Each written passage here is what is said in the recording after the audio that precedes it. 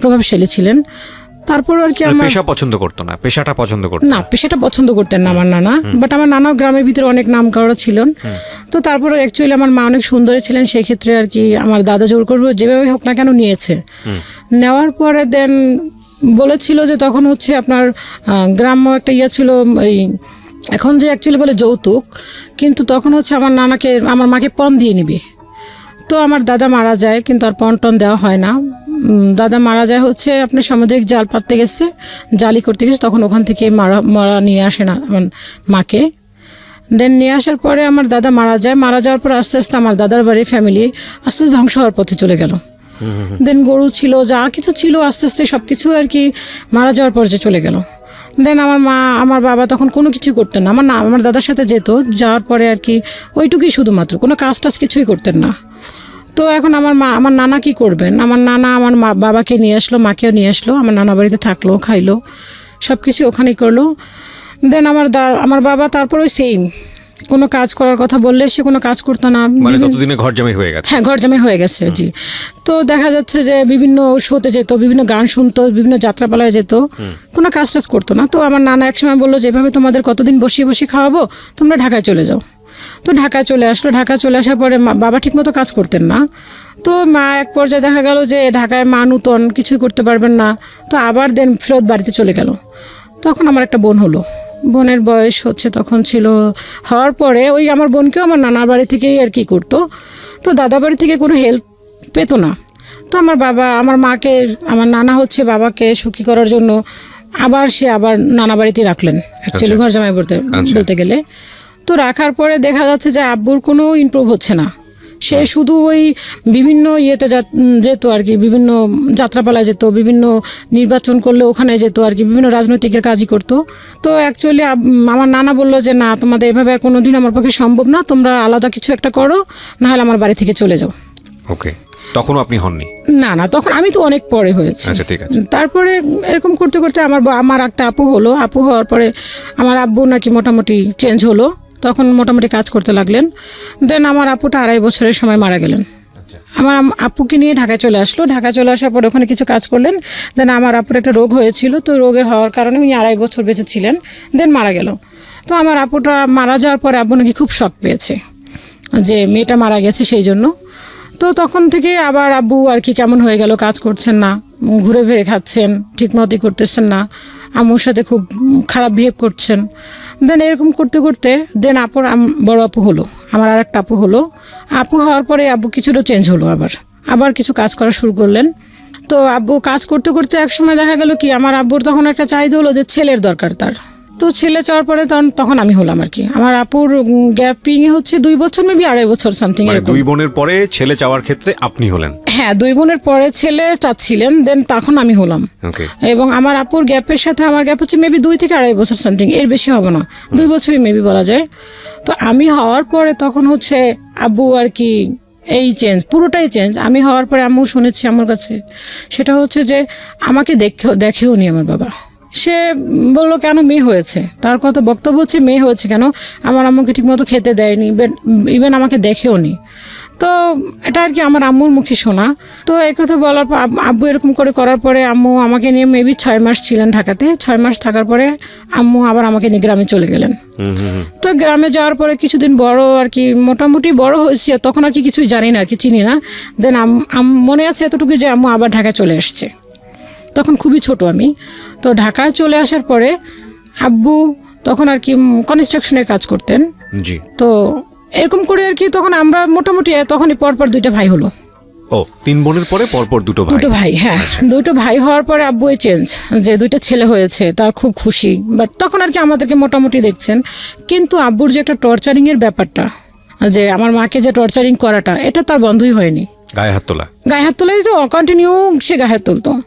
তো যখন গ্রাম থেকে সে আম্মু অনেক ঋণ হয়ে আসছে ঢাকাতে, যে আম্মু আর এখন পারছে না, যেন আমরা 4টা ভাই বোন গ্রামের থেকে খাওয়া পড়া, আব্বু ঠিকমতো খরচ দিত না।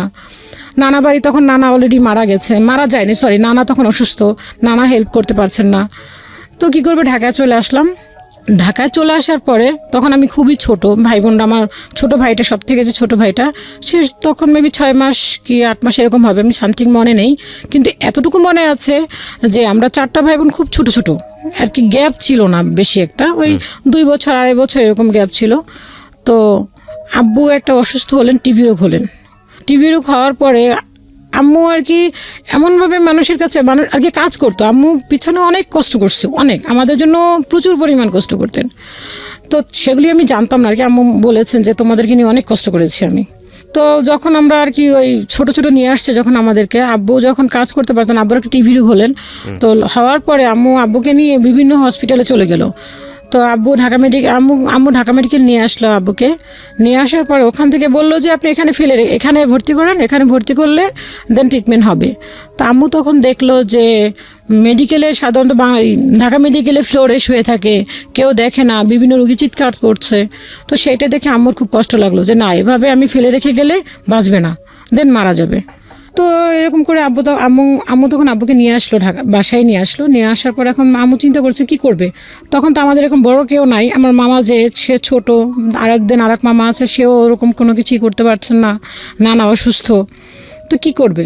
তো আম্মুর এক খালাতো বোন ছিল আর কি, ওই যে বাড়িতে আমরা ভাড়া নিয়েছিলাম ওখানেই ছিলেন। তো উনি বললো যে কি করবি এখন তুই। তো আম্মু বলে দেখি এখানে কি করা যায়। তাহলে ওখানে আমরা যে এলাকাতে ছিলাম ওখানে একটা ডক্টর ছিলেন। তো ওনাকে আম্মু আর কি মামা বলে ডাকতেন, ওই ডক্টরটা অনেক ভালো ছিলেন। তো আম্মু ওনার পাটা ধরলো, বললো যে আপনি আমার বাবার মতো, আপনি যদি আমাকে আমার হাজব্যান্ডকে ট্রিটমেন্ট করান দেন তাহলে বাঁচবে, নাহলে নাই। ধরেন আপনার মেয়ের জন্য আপনি একটা কিছু করছেন। হ্যাঁ। তো আম্মু এরকম করে বলার পরে তো বললো যে ঠিক আছে আমি দেখি কী করা যায়। তো বললো যে আপনার মামা আপনার টাকা কখনোই মার যাবে না, আপনি ঔষধ দেন, ওকে ট্রিটমেন্ট করেন, আমি আপনার যেভাবে হোক না কেন টাকাগুলি পরিশোধ করে দিব। আচ্ছা। তো আম্মু ওই নানাটা তাই করলেন। তো এরকম করে সে ট্রিটমেন্ট করলেন। তো করার পরে উনি অনেক দিন যাবত লাগিয়ে আমার মনে আছে যে ট্রিটমেন্ট করাইছে। তো এমনি দেন এর ভিতরে রোজা চলে আসলো। তো রোজার ভিতরে আব্বু মোটামুটি সুস্থ আর কি, এক পর্যায়ে মোটামুটি কি ভালোই সুস্থ, উঠতে পারছে, হাঁটতে পারতেছে, খেতে পারছে। ঠিক তখনই ঈদের আগের দিন আমার এইটুকু মনে আছে স্পষ্ট যে ঈদের আগের দিন, তখন আমরা স্কুলে ভর্তি হইনি, মেবি তখন আমার 4 থেকে 5 বছর বয়স হবে মেবি। ঈদের আগের দিন সবাই ড্রেস কিনে, আমাদের কোনো ড্রেস হচ্ছে না, আমরা শুধু সেফ দেখছি যে সবাই ড্রেস পরছে, আমরা তাকিয়ে দেখছি। দেন আমাদের ছোটবেলা থেকে একটা কথা ছিল যে তোমরা কারো দুয়ারে যাবা না, কারো কাছে ঘিরবা না, কেউ যদি কোনো কিছু খায় তোমরা দেন তাদের কাছে গিয়েও সামনে দাঁড়াবা না। তো ওই জিনিসটা আমরা ফলো করতাম সবসময়, ছোটো থেকে মাথায় জিনিসটা কাজ করতো। তো দেখতাম যে সবাই নতুন ড্রেস পরে, আমরা কোনো কিছু বলতে পারতাম না, কারণ চোখে দেখছি যে বাবা অসুস্থ। তো আম্মু যে কাজগুলি করতেন, তো ওখান থেকে এক আঙ্কেল ছিলেন, ওই আঙ্কেলটা নাকি এয়ারপোর্টে জব করতেন। তো ওই আঙ্কেলটা আম্মুকে অনেক হেল্প করতো, টুকটাক কিছু জিনিসপত্র দিলে, টাকা দিলে আম্মু ওইটা দিয়ে ঘরে কিছু কিনতো, দেন আব্বুকে চিকিৎসা করাতেন। তো এরকম করে আব্বু ঈদের আগের দিন আম্মু আর কি সেমাই নিয়ে আসছে আর চিনি নিয়ে আসছে আর মেবি দুধ নিয়ে আসছিল না কি যেন এরকম একটা কিছু। তো ঈদের আগের দিন, কালকে ঈদ, আজকে চাঁদ রাত, দুপুরের দিকে আব্বু সুস্থ, তখন পুরোপুরি সুস্থ। তো ঘরের ভিতরে হচ্ছে আপনি পানি ছিল না, যে জগটাতে পানি ছিল না, তখন একটা গ্লাউন ছিল, জগ অ্যাকচুয়ালি। তো ওটাতে পানি ছিল না, আব্বু দেখে যে ঘরের ভিতরে পানি নাই কেন। তো ওই গ্লানটা কি করলো, বাইরে ফেলে দিল। দেন কিছু মাটির ঢাকনা ছিল, তো ওই ঢাকনাগুলি সব বাইরে ফেলে দিল। কে ফেলে দিল? আব্বু ফেলে দিছে। তখন তুমি মোটামুটি সুস্থ, মানে রাগে ফেলে দিল। কেন সে গ্লানের ভিতরে পানি নেই, সে পানি কেন ঢেলে খাবে, দেন পানি কেন নিয়ে আসতে হবে এখন কল থেকে। ফেলে দেওয়ার পর আম্মু এতটাই ভীতুই বলবো আম্মুকে, আম্মু কখনোই আব্বুর চোখের দিকে তাকে কথা বলেনি, এবং এখনো আম্মু ওরকম ভাবে কোনো আব্বুর প্রতি কোনো রিয়েক্ট দেখায় না। তো আম্মু চুপচাপ, যে আব্বু রাগ করছে যেহেতু, সেক্ষেত্রে আম্মু খুবই চুপ, যে আমাদেরকে বলছে তোরা চুপ থাক, কোনো কিছু বলিস না, এখন কিন্তু প্রচন্ড রাগ তোর আব্বুর। তো আম্মাও চুপ করে আসছে, আমরাও চুপ করে আসছি। আব্বা গ্লানটা ভেঙে বাইরে ফেলে দিল। আম্মা তখন একটা কথাই বলছে, তুমি সুস্থ হইতে পারলা না, এর ভিতরে তুমি এগুলি ফিক মেরে ফেলাই দিলা, জাস্ট এতটুকুই বলছে, মেবি, আর বাকিটা আমার মনে নাই। তো আব্বু কি করলো, আম্মুকে যাইয়া সাথে সাথে একদম সাথে মার দিল। এমন মারলো যে মনে হয় নাক মুখ দিয়ে সমানে আর কি, একটা উঠোন ছিল, উঠোনের মধ্যে পড়ে নাক মুখ দিয়ে রক্ত বের হয়ে গেল। রক্ত বের হওয়ার পর আম্মুর যে খালাতো বোনটা ছিল, তো উনি আসছে, বাড়ির লোকজন যারা ছিলেন তারা ধরার পরে দেখা গেল যে তারা ধরে রাখতে পারতেছে না। আব্বুর পায়ে একটা শুয়ের মতো একটা জুতা ছিল, তো ওইটা দিয়ে আম্মুকে ইচ্ছা মতো মুখের ভিতরে লাথি লাথি দেওয়ার পর নাক দিয়ে সমানে রক্ত বের হলো। আম্মু ওখানে অজ্ঞান, সাথে সাথে অজ্ঞান হওয়ার পরে দেখা গেল কি যে ওই খালাটা আসছে, আসার পরে আমার আম্মু আর কি খালা খুব রাগ করে বলল যে রেখে দে, ধরবি না ওকে কেউ, ও মারা যাক। কারণ ওকে দেখতেছি আম্মুর আবার চাচাতো বোন ছিল, একদিকে চাচাতো বোন একদিকে ফুফাতো বোন। তো বললো কি তোরা কেউ ধরবি না ওকে, ছোটবেলা থেকে দেখতেছি কষ্ট করতে করতে সহ্য করতে করতে এই পর্যন্ত আসছে। ওর বাবার বাড়িতে কোনো কষ্ট করে নাই, দেন এখানে যে পরিমাণ কষ্ট করছে, আর এখন এই 4টা বাচ্চা নিয়ে ও এত কিছু করলো, ওকে সুস্থ করলো। ও কালকে একটা ঈদ আর আজকেও এই কাজটা করলো, ওরা কেউ ধরবি না, ও মারা যাক, মারা যাওয়ার পরে তো খুশি হবে। এই কথা খালা বলার পর খালাও রাগ করে ধরলো না ধরা তো বাড়িতে আর একটা মামা, নানা বলে রাখতাম, আম্মু মামা বলে রাখতো, তো উনি ধরলো, ওই নানুটাও ধরলো, ধরে আম্মুকে নিয়ে আর কি প্রাথমিকভাবে আপনার ফার্মেসিতে নিয়ে গেল, নিয়ে যে ট্রিটমেন্ট করালো, আম্মুর মুখ টুক ফুলে গেল। তো এরকম করে চলার পরে আব্বু আমাদেরকে ভর্তি করাবে না, পড়াশোনা করাবে না, কে খরচ বহন করবে এই তো আম্মু একজনকে ধরে আমাদেরকে স্কুলে ভর্তি করালেন। তখন ছোট ভাই, আমি আর বড় আপুকে আর আমার ছোট ভাইটাকে ভর্তি করালেন। তো আমরা ক্লাসে ওখানে আর কি আম্মু বাসায় বসে আমাদেরকে নাম টাম শিখাতো, সব কিছু আর কি যতটুকু পসিবল ছিল ওটুকু আমাদের বাসায় বসে শিখাতেন। ভর্তি করার পরে ওখান থেকে আমরা মেবি ক্লাস আমি 2তে পড়ি। ওখানে আব্বু তখন আর কি আম্মু ওই যে কাজগুলি করতেন ওই কাজগুলি আর করতে পারলেন না, দেখাল ওখানে প্রফিট কম, টাকা কম, দেখা সংসার চলতে কষ্ট হয়। দেন আম্মু আবার গার্মেন্টসে ঢুকলেন, গার্মেন্টস করা শুরু করলেন। তো আম্মু গার্মেন্টসে যেত, বড় আপু আমাদেরকে দেখাশোনা করতো, তো আপু স্কুলে যেত, আমাদেরকে স্কুলে নিয়ে যেত। এরকম করতে করতে আম্মু দেখা গার্মেন্টস থেকে চলে আসলো, গার্মেন্টস আর করতে পারলো না, ওখানে টাকার পরিমাণটা কম। তো আব্বু একসময় বললো কি যে তোমরা বাড়ি চলে যাও। তো আম্মু বললো যে বাড়ি গিয়ে কি খাবো। বাবা কি করতেন তখন? বাবা কনস্ট্রাকশনই কাজ করতেন। আচ্ছা, দুজন মিলে সংসার সামলাতে পারছিল না, সংসার সামলাতে পারছে না, কারণ আমরা 4টা ভাই বোন, দেন তাদের পড়াশোনা খরচ, দেন খাওয়া দাওয়া সবকিছু মিলে আর কি পসিবল হচ্ছিল না। তো আব্বু বললো কি যে তোমরা গ্রামে চলে যাও। আম্মু বললো যে গ্রামে গিয়ে আমরা কি খাবো, গ্রামে গিয়ে খাওয়ার মতো তো কোনো কিছু নাই, যে আমাদের ওরকমের সম্পত্তি যা ছিল সব আমার চাচারা ভাগ করে নিয়ে নিচ্ছে, তো ওখানে তো আমাদের কিছুই নাই, তা বাড়িটা ছাড়া তো কিছুই নাই, তো আমার খেতে হলে তো আমার তো ওরকম ইনকামের প্রয়োজন, আর আমি গ্রামে গিয়ে কী কাজ করব। তো আম্মু ঢাকায় রয়ে গেল। থাকার পর আমি ক্লাস 3তে যখন উঠছি, 3তে ওঠার পরে আমার ছোট ভাইটা তখন ক্লাস 1-এ পড়ে, আপু 4-এ উঠছে। তো তখন আমার নানু একটা চিঠি দিলে বললো কি যে তোমরা গ্রামে চলে আসো, তোমাদের বাড়ি দখলে নিয়ে নিচ্ছে। আমার পাশে বাড়ি এক মামা আছেন, ওনারা আবার ওনাদের বাড়ির পাশে বললো যে ওনারা দখলে নিয়ে নেবে। তো কি করলো আম্মু, তখন বাড়ি বাঁচাতে গেলে তো অবশ্যই বাধ্যতামূলক যেতেই হবে। তখন আব্বু ঠিক করলো যে তখন আমি ক্লাস হয়তো ফার্স্ট টার্ম পরীক্ষা দিয়েছি, দেওয়ার পরে আব্বু আমাদেরকে সবাইকে নিয়ে গ্রামে চলে গেল। তখন আমি ফার্স্ট টার্ম পরীক্ষা দিয়ে গ্রামে চলে গেলাম। তখন আমাদের একবারই প্রপারলি নিয়ে গেল, আর ঢাকায় রাখলো না। মানে বাড়িতে আপনাদেরকে মানে প্লেস করলো আর কি, ঢাকা থেকে সবাইকে বাড়িতে প্লেস করলো। তো বাড়িতে নিয়ে যাওয়ার পরে তো ওখানে আমাদের ঘর ছিল না, তো ঘর তোলার পরে আব্বু আমাদেরকে আবার তখন স্কুলে ভর্তি করলো, গ্রাম স্কুলে। বড় আপুকে আমাকে আর আমার ছোট ভাইটাকে স্কুলে ভর্তি করলেন। আর যেদিন আর একটা ছোট ভাই ছিল, ও তখন খুবই ছোট, ওকে তখন ভর্তি করার মতো সময়টা হয়নি। তো ভর্তি করার পর আমি ক্লাস, আম্মু তখন বাড়িতে ছিল, আব্বু তখন ঢাকাতে থাকতো। তো আব্বু এরকম ভাবে বলছে যে তোমরা যদি গ্রামে থাকো, আমি যদি ঢাকা থেকে টাকাটা পাঠাই তাহলে তো তোমাদের এখানে খরচটা কম হবে, গ্রামের জিনিসপত্র দাম কম, দেন ভাড়াটা লাগছে না, সবজি লাগিয়েও খাওয়া যাবে। তো আম্মু বলে ঠিক আছে তাও তো হয়। তো আম্মু এভাবে আমরা রইলাম, টাকা পাঠাচ্ছে না আর কি, টাকা পাঠাচ্ছে বললেই বলে আমার কাজ নেই আজকে, আমার এখন বৃষ্টি, এই সেই বিভিন্ন ধরনের অজুহাত দেখাচ্ছে। তো আম্মুকে বললো কি যে তুমি দেখো কারো কাছ থেকে ধার দেনা করে পারো কিনা। তো আম্মু ধার দেনা করতে এমন একটা পর্যায়ে চলে আসলো, দেখা যায় কাউকে বলতো যে 1 কেজি চাল, হাফ কেজি চাল, এরকম করে। তো আমার এটুকু মনে আছে যে দুপুরে যে কখনো পেট পুরে খাওয়াটা, ওইটা কখনো মনে হয় আমি দেখিনি, যে আব্বু যখন গ্রামে আমাদেরকে দিয়েছে। তো আব্বু কি করলো, ওরকম করে করতে করতে আম্মু এখন এমন পরিমাণ দেনা হলো, তখন সুদে টাকা নেওয়া শুরু করলো আম্মু, যে সুদ করে টাকা নিয়ে সংসার চালাচ্ছে আম্মু। আব্বু বলছে টাকা দিবে, আম্মু চিঠি দিচ্ছে, আব্বু বলছে যে হ্যাঁ এই যে দিব, এরকম করতে করতে আব্বু আর টাকা দিচ্ছে না। ইতির ভিতরে শুনে আব্বু এখানে কার সাথে রিলেশন, আম্মু গ্রাম থেকে শুনছে যে কার সাথে আব্বু রিলেশন, আব্বু তাকে বিয়ে করবেন। তো আম্মু বললো যে 4টা ছেলে মেয়ে রেখে সে আবার বিয়ে করবে, তা আমি এদেরকে নিয়ে কী করবো। তো এরকম করতে করতে আম্মু আর কি এমন একটা পর্যায়ে চলে গেল যে গ্রামে এখন কেউ আমাদেরকে ধার দেনাও দিচ্ছে না। যদি কারো বাড়িতে, কিন্তু আমরা যে ধার দেনা করে খাচ্ছি, বাট এটা কিন্তু কেউ জানছে না যে আমরা দুপুরে খেতে পারছি না। দেখা গেল আমরা রাতে রান্না বা সকালে রান্না করছে বা রাতে রান্না করছে, ওই বাসি ভাতটুকু থাকতো, ওইটু পানি দিয়ে আমরা খেয়ে ফেলতাম 4টা ভাই বোনই। এর আমাদের পড়াশোনাটা আম্মু বন্ধ করেনি, আম্মু ওভাবে আমাদেরকে পড়াশোনা চালিয়েই নিচ্ছে। তখন হচ্ছে আমার মামা ক্লাস সম্ভবত মেট্রিক পরীক্ষা দিয়েছে, এরকম কিছু একটা।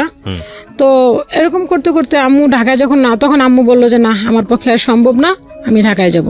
দেন এর ভিতরে আমরা যদি কারো বাড়িতে যেতাম, সবাই যদি জিজ্ঞেস করতো তোরা কি দুপুরে খাইছিস, তো আমরা বলতাম না, আমাদের সকালে যে ভাতটুকু ছিল ওইটুকু আমরা খাইছি। কারণ মানুষই দুপুরে পেট ভরে খায়, দেন রাতে আর সকালে কম খেলেও চলে, দুপুরে তো মানুষ পেট ভরে খায়, আর তোরা রাতে খাস আর দিনে না খায় থাকোস। তো এরকম করে বললো, বলার পর আমরা ওগুলি কোনো কিছুই করতাম না। আর আম্মুর কথা ছিল যে তোমরা কারো দুয়ারে গিয়ে থাকবা না, কারো খাবার দেখলে সেখানে দাঁড়াবা না, যদি তোমাদেরকে কেউ কিছু দেয় কখনো নিবাও না।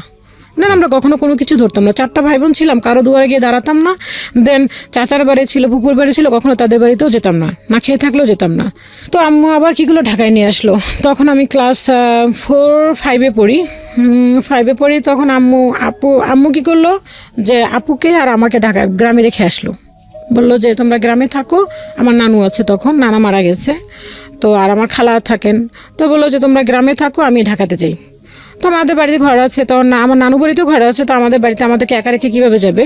তো নানুকে আমার খালাকে বললো যে তুই থাক আমার ওদের সাথে, আমি ঢাকাতে যাই, ওর বাবা নাকি আবার বিয়ে করতে চাই, দেখি কি হয়। তো গেলাম, আম্মু ঢাকায় গিয়ে শুনে যে হ্যাঁ সত্যি আব্বু বিয়ে করার জন্য প্রস্তুত, যে ওনাকে বিয়ে করবে, এরকম একটা শুরু করে দিচ্ছে। তো আম্মু যেভাবে হোক না কেন ওনাকে ওইটা নিয়ে কি করলো আর কি, বন্ধ করলো বিয়েটা, যাতে বিয়েটা না করতে পারে। তা আম্মু বললো যে তুমি যে ঢাকাতে এসে বিয়ে করার জন্য এরকমই করছো, এখানে 4টা ছেলে মিলে আমি কি করে খাই। তো আম্মু বললো যে ঠিক আছে। আব্বু তখন আর কি বিভিন্ন রকমের অজুহাত দেখাচ্ছে, কিন্তু আম্মুকে যে টর্চার করার কখনোই থামে নাই। গ্রামে থাকতেও দেখতাম আব্বু মারতো, ঢাকাতে আসতো তো সেম।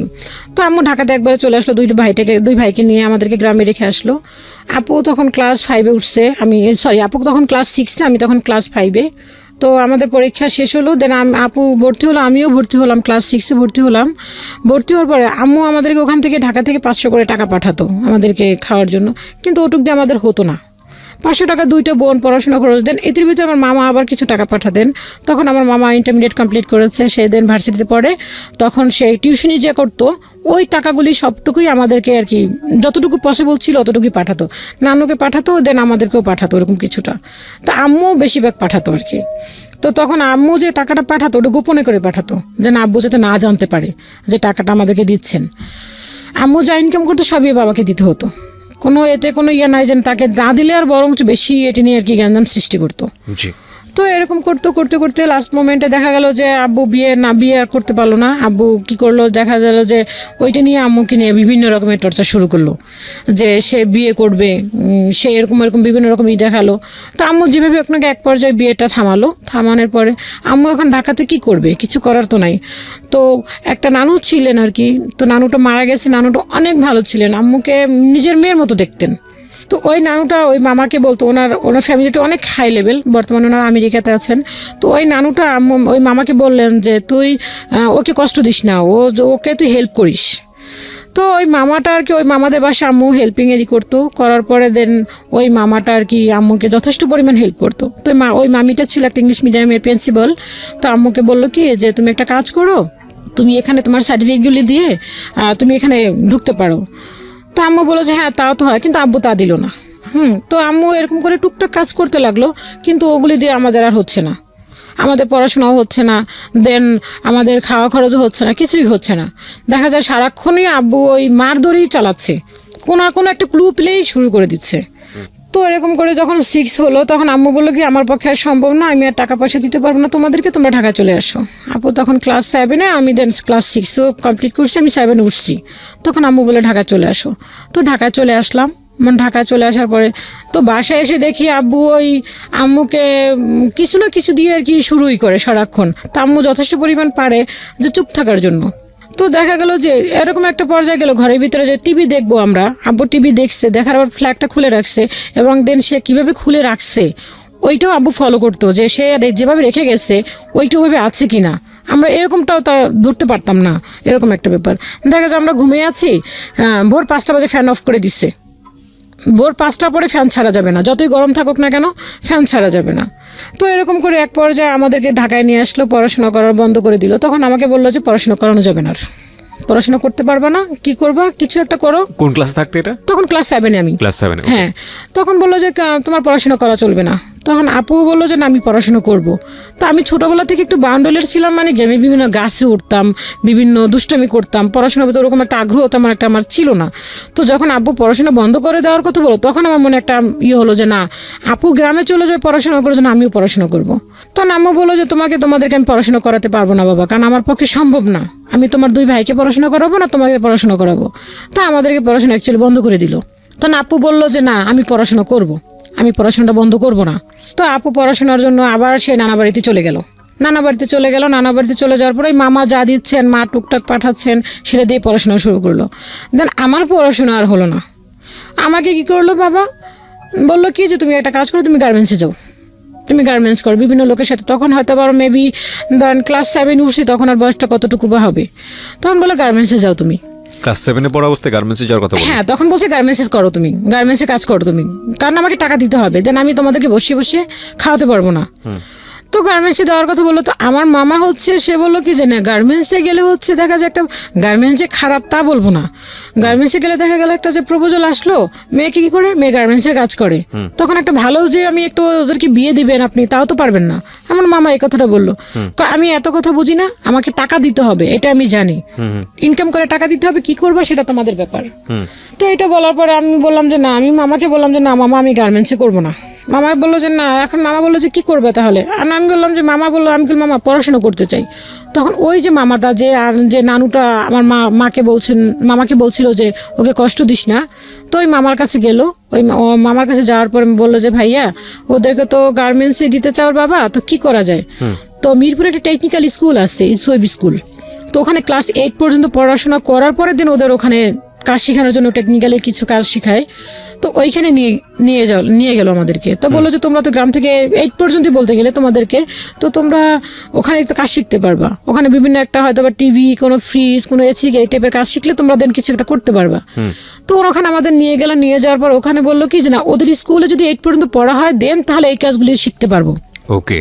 তো উনি কি করলো, মামা যেহেতু ওরকম ছিলেন, ওনার ফ্রেন্ড ছিল, তো উনি কি করলো গার্মেন্টস লেভেলে আমাদেরকে কাজ শিখালেন 6 মাস যাবত। তো আমার তো মাথায় ছিল যে আমি গার্মেন্টস কাজ করব না, বড় আপুও করবে না। তো বড় আপু চলে গেল, আমিও গার্মেন্টসে কাজ ওইখানে শিখলাম। শেখার পর ওখানে যে একটা আইডি কার্ড ছিলাম ছিঁড়ে ফেললাম, ওদের একটা সার্টিফিকেট দিল ছিঁড়ে ফেললাম, যে আমি তো গার্মেন্টসের কাজ করবো না, তাহলে কেন আমি সার্টিফিকেট আর কেন বা আমার আইডি কার্ড। তো সবাই বলো তুই সার্টিফিকেটটা রাখতি যদি কোনো সময় করতাম, কেন আমি করবো না। তো আমি ছিঁড়ে ফেললাম, কোনো ডকুমেন্টসই আমার কাছে রাখলাম না। তা আব্বু বকা দিল, তোমাদেরকে আমার পক্ষে সম্ভব না যে বসিয়ে খাবো, এখন কি করবো, ঘর থেকে বের হয়ে যাও। বাবা বললো এটা বাবাই বললো। তো মাকে কি করলো, মাকে সে দেখলো যে দেখা গেল যে ঘর থেকে বের করে দিচ্ছে, মা ঘর থেকে বের হচ্ছে, ঘর ছেড়ে দিচ্ছে, ফার্নিচার বাইরে বের করে দিচ্ছে, এরকম করে সে করতে লাগলো। দেন আমাকে কি করলো, বললো যে তুমি কি করবে এখন। তা আমি বললাম আমি কী করবো, আমি তো পড়তে চাই। পড়াশোনা তো কখনোই সম্ভব না, তুমি টাকা আনো, কীভাবে টাকা আনবে সেটা তুমি জানো, কাজ করতে হবে। বাকি ভাই বোনদেরকে একই কথা বলছিল নাকি শুধু আপনাকেই? না, আমাকে। আপু তো গ্রামে চলে গেছে। আচ্ছা, আপু তো গ্রামে চলে গেছে, ছোট 2 ভাই মাত্র পড়াশোনা পড়ে, ওরা মানে ক্লাস তখন 2-3 এরকম মেবি পড়ে। এই কথা বলার পরে বাড়ির ভিতরে কিছু লোক ছিল, কারণ আমরা যেখানে ছিলাম ওখানে আসলে পরিবেশটা অতটা ভালো ছিল না। ওখানে ম্যাক্সিমাম কি সবই ছিল গার্মেন্টসে কাজ করতো, ছোট ছোট মেয়েরা দেখতাম গার্মেন্টসে কাজ করতো। আব্বু ওদেরকে দেখে বেশি আর উৎসাহিত হতো যে ওরা কাজ করতে পারতেছে, তুমি কেন করতে পারবে না। আব্বু দেন এরকম কিছু লোকের সাথে কথাও বলতো যে ওকে গার্মেন্টসে নিয়ে যাও। তা আমার মেন কথা হচ্ছে আমি গার্মেন্টসে কাজ করবো না, আমাকে পড়াশোনা করাও নয়তো আমি অন্য কোনো কিছু করবো। তখন দেখলাম কি করলাম, কিছু মহিলাদের সাথে আমি বাসায় যে কাজ করে মহিলারা, ওদের কাছে গেলাম যে খালা আমি কাজ করবো। কই তুই তো ছোট মানুষ, তুই কিসের কাজ করবি? মানে বাসায় কাজের বুয়ার কাজ? হ্যাঁ, বাসায় কাজের বুয়ার কাজ। তো আমি বললাম যে খালা আমি করবো, কারণ আব্বা যেভাবে করতেছে এভাবে তো আসলে সম্ভব না। আব্বা তো বলতেছে টাকা দেওয়ার জন্য, সরি দেন এর মধ্যে আমার সাথে তো করতে আমার 2 ভাইকেও, আমার এক ফুপু ছিলেন, ওই ফুপু কি করলো আসলো যে ভাইয়া তুমি ওদেরকে বসে খাওয়াচ্ছ, ওদেরকে তো এখানে ওখানে তো যত ফ্যাক্টরি আছে, ওখানে তুমি ওদেরকে লাগাই দিলে তো কিছু টাকা পাইতে পারো। তো মামার ইয়েতে আর কি আব্বু এই কাজটা করতে পারেনি, ভাইদেরকেও করাতে পারে নাই। তো আমাকে এরকম আমি বলার পরে, কাজের বুয়ার কথা বলার পরে তো বললো যে চল। তো গেলার পরে দেখা গেল আমি এতটাই শুকনো ছিলাম, এতটাই পিচ্ছি ছিলাম, আমাকে কেউ নিত না, বলতো যে না কাজের বুয়ার কাজ করানো যাবে না। দেখা গেলো আমি আবার ফেরত চলে আসলাম। তো আমি বলতাম যে তাহলে আমি একটা কাজ করি, ছোটো কাজ করি, আমি কিছু কাজ করে দিই, আমাকে কিছু টাকা দেখ, আমি আব্বুকে দেই। কিন্তু কোনো কিছুই না, ওরকম কোনো কাজ পাচ্ছিলাম না। তো একদিন আমি বাসায় আসছি, আসার পরে আব্বু বলে গেছে যে আজকে যেন আমি ঘরের ভিতরে না দেখি, কোনো কিছু যেন আমি যেন দেখি তুমি ঘরের বাইরে। তো আইসে দেখছি আমাকে ঘরেই আসছি আমি। তো ঘরে থাকার পরে দেখলাম কি যে আইসা আমাকে বলে কি তুই এখনো বাসায়? তো আমি বললাম কী করবো তাহলে, আর কি করবো, মানে এতটুকু বলার সাহস আমাদের ছিল না আর কি। তো আব্বু আইসা এমন মারলো আমাকে যে মারের চোটে আমাকে কি করলো, আমি একটা রান্নাঘর ছিল, রান্নাঘরের উপরে ফেলে আমাকে আর কি ইচ্ছা মতো মারা, মানে এরকম জুতা দিয়ে ইচ্ছা মতো আমাকে লাথি মারা শুরু করলো। তো বাড়ির ভিতরে কিছু লোক ছিল, ওই ভাড়াটিয়াগুলো ছিল, ভাড়াটিয়াগুলো থাকার পরে বললো ও তো মারা যাবে, তুমি যেভাবে মারতেছো ও তো মারা যাবে, এভাবে করে একটা মেয়েকে কেউ মারে? তো আব্বু বললো এত কথা আমি বুঝি না, ও এখনও ঘরে কেন, ওকে আমি দেখতে পারতেছি না ঘরে কেন। আম্মু তখন বাসায় না, আম্মু তখন একটা মেডিকেলে জব করতো, তখন রাত বাজে মেবি 9টা কি 9:30, আম্মুর নাইট ডিউটি ছিল। তো সবাই বললো কি আমাকে ছাড়াই দিয়ে বললো কি তুই তাড়াতাড়ি এখান থেকে পালা, না তোর বাবা তোকে মেরে ফেলবে। প্রিয় শ্রোতা, আপনারা শুনছেন প্রাণ মিস্টার ম্যাঙ্গো ক্যান্ডি প্রেজেন্স জীবন গল্প। জীবন গল্পের অতিথির গল্পে আবারও ফিরবো, তার আগে আপনাদেরকে মনে করিয়ে দিচ্ছি সিচুয়েশন যখন খুব, আমি মেডিকেলে গেলাম, মেডিকেলে গিয়ে আমি তখন ওই ভাড়াটিয়ারা বললো যে তুই তাড়াতাড়ি চলে যায়। তো দেন আমি চলে গেলাম মেডিকেলে গেলাম, মেডিকেলে গিয়ে আম্মুর সাথে রাতটা কাটালাম, আম্মুকে বললাম। তো দেন পরের দিন আমি ছোটো মামাকে জানালাম যে মামা এরকম আব্বা তো আমাকে প্রচুর পরিমাণ মারছে। তো জানার পরে মামা কিছুদিন পর চলে আসতো। তো চলে আসার পরে মামাকে বললাম, মামা বললো যে কী করবে। তো দেখলো যে এত পরিমাণ টর্চারিং শুরু করে দিল আব্বা আমাকে, যে এটা আসলে সহ্য করার মতো না। আর সবাই বললো যে তুমি এত বড় একটা মেয়েকে মারতেছো, 10-12 বছর একটা মেয়েকে মারতেছো, এরকম কি মারা কি ঠিক? তো সে কোনো কারো কথাই শুনতো না, সে তার কথাই রাইট, সে যেটা বললো সে বলে এখন রাত, যদি বলে এখন দিন তাহলে এখন দিন। আচ্ছা। তো এরকম করে শুরু করলো। তো মামা এক পর্যায়ে কী করলো, বললো কি যে তাহলে কি করা যায় ওকে। তো আমার বড় মামার সাথে আলাপ করলো যে দাদা তাহলে আমি কি করতে পারি। তো বড় মামা বললো যে তাহলে কী করবি, তাহলে একটা কাজ কর, আমার বাসায় দৌড়ে, আমার বাসায় দে, ও আমার বাসায় বসে কাজ শিখুক, আমি কাজ শিখাই দিই, কিছু টেলারিংয়ের কিছু একটা কাজ শিখাই দিই, দেন কাজ শিখিয়ে দেওয়ার পরে ওকে কিছু একটা করবে। ও সরি, এর মাঝখানে হচ্ছে যখন আব্বা আমাকে এরকমভাবে খুব টর্চার করা শুরু করলো, ওই যে মামাটা বা যে নানুটা আর কি আম্মার কথা বলতো, যে মামাটা এখন আমেরিকাতে আছে, ওই মামাটা আর কি ওই মামার শ্বশুরের বাসায় আমাকে আর কি তখন মা আর কি, আমি জানতাম না যে এটা আসলে আমাকে কাজে দিচ্ছেন, আমি জানতাম যে এমনি আমি আর কি ওই নানুদের বাসায় যাচ্ছি। তো ওই নানুর আমাকে নিয়ে গেল, নিয়ে যাওয়ার পরে আমি ওখানে থাকলাম কিছুদিন। থাকার পর ওই নানুদের যে খাটটাতে আমি শুইছি, আমার এটুকু মনে আছে, খাটটাতে শোয়ার পরে নানু তো আমাকে নিয়ে ওনার ওই মামার শ্বশুর তো শাশুড়ি তো আমাকে নিয়ে ওনাদের খাটে শোয়াইছে। শোয়ানোর পরে তো ওই মামিটা গেছে, যাওয়ার পরে বললো কি মা তুমি ওকে কেন এই খাটে শুইতে দিচ্ছ। তো পরের দিন থেকে আমাকে রান্নাঘরে শুইতে দিত। তা আমি এতটা বুঝতাম না যে আমাকে কাজে দিয়েছে। তা আমি মনে করতাম যে আমি তো নানুদের বাসায় বেড়াতে এসেছি। তো আমাকে এটাই বলা হয়েছিল যে তোমাকে কাজে দেওয়া হয়, তুই বেড়াতে গেছিস।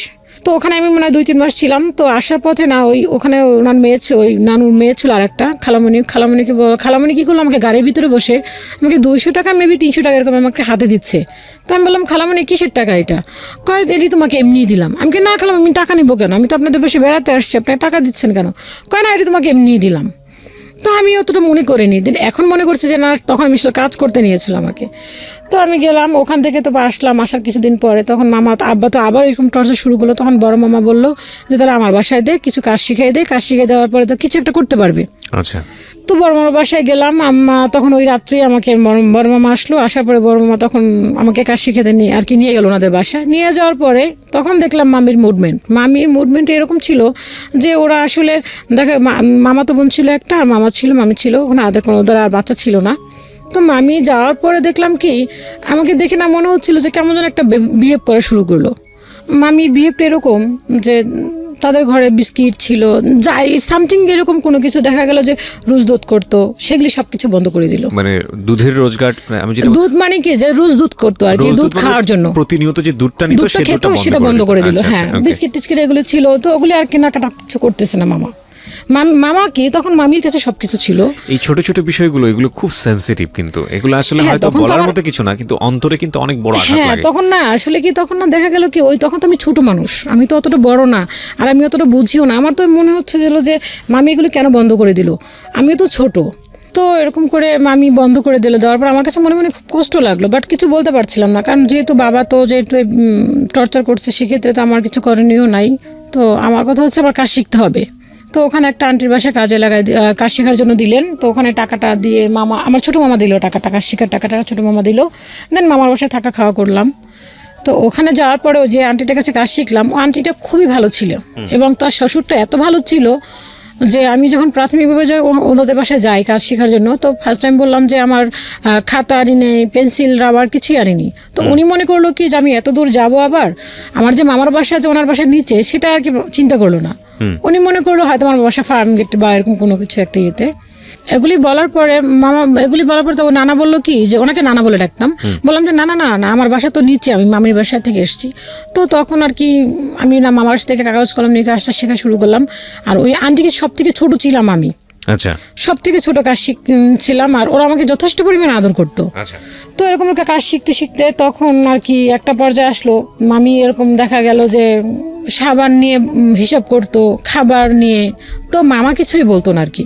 মামা কি করলো, মামার কাছে এরকম টাকা পয়সা ছিল, প্রচুর পরিমাণ টাকা ছিল। দেখা গেলো এরকমও হতো যে 50,000 টাকা ভান্ডিলও মামির কাছে আইনে দিয়ে দিত। মামি এরকম ব্যবহার করা শুরু করলো। তো মামি দেখলাম কি যে কোনো কিছু খাবার বলেন বা কোনো কিছু বলেন, ওইগুলি নিয়েই সে করা শুরু করলো। তো আমার ঘুমাতে দিত, আমি এগুলো আসলে বলতে চাচ্ছিলাম, তারপর আসলে কষ্টের কারণে চলে আসে। দেখা গেল যে মামিদের ঘরের যে মশারিটা, দেখা যাচ্ছে একটা কাজের মেয়ের যেরকমের একটা জিনিস থাকে ওরকম করে আসলে দিত, যে মশারিটা ছিঁড়া, অনেক মশা ঢুকতো, ওই মশারিতে আমাকে ঘুমাতে দিত। যে আমি যে তার ভাগ্নি ওরকম কখনো সে কি করতো না। তো দেখা গেলো একসময় এরকম আমি কাপড় চোপড় ধুইতে যাবো, কাপড় চোপড় ধুবো, বাট আমার নিজের কাপড়টা, দেন মামির কিছু কাপড় দিল। তো ওদের বাড়িতে ছিল টিউবওয়েল।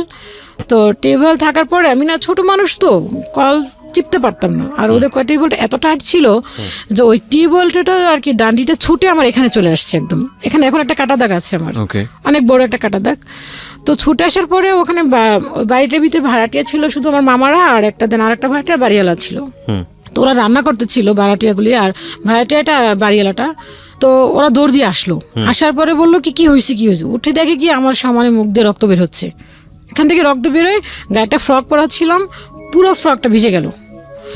ফ্রকটা ভিজে যাওয়ার পরে মামি আসলো, এসে আমার গায়ে থেকে ফ্রকটা খুলে আমাকে ফ্রক দিয়ে চেপে ধরলো, এখানটা মুখটা চেপে ধরলো।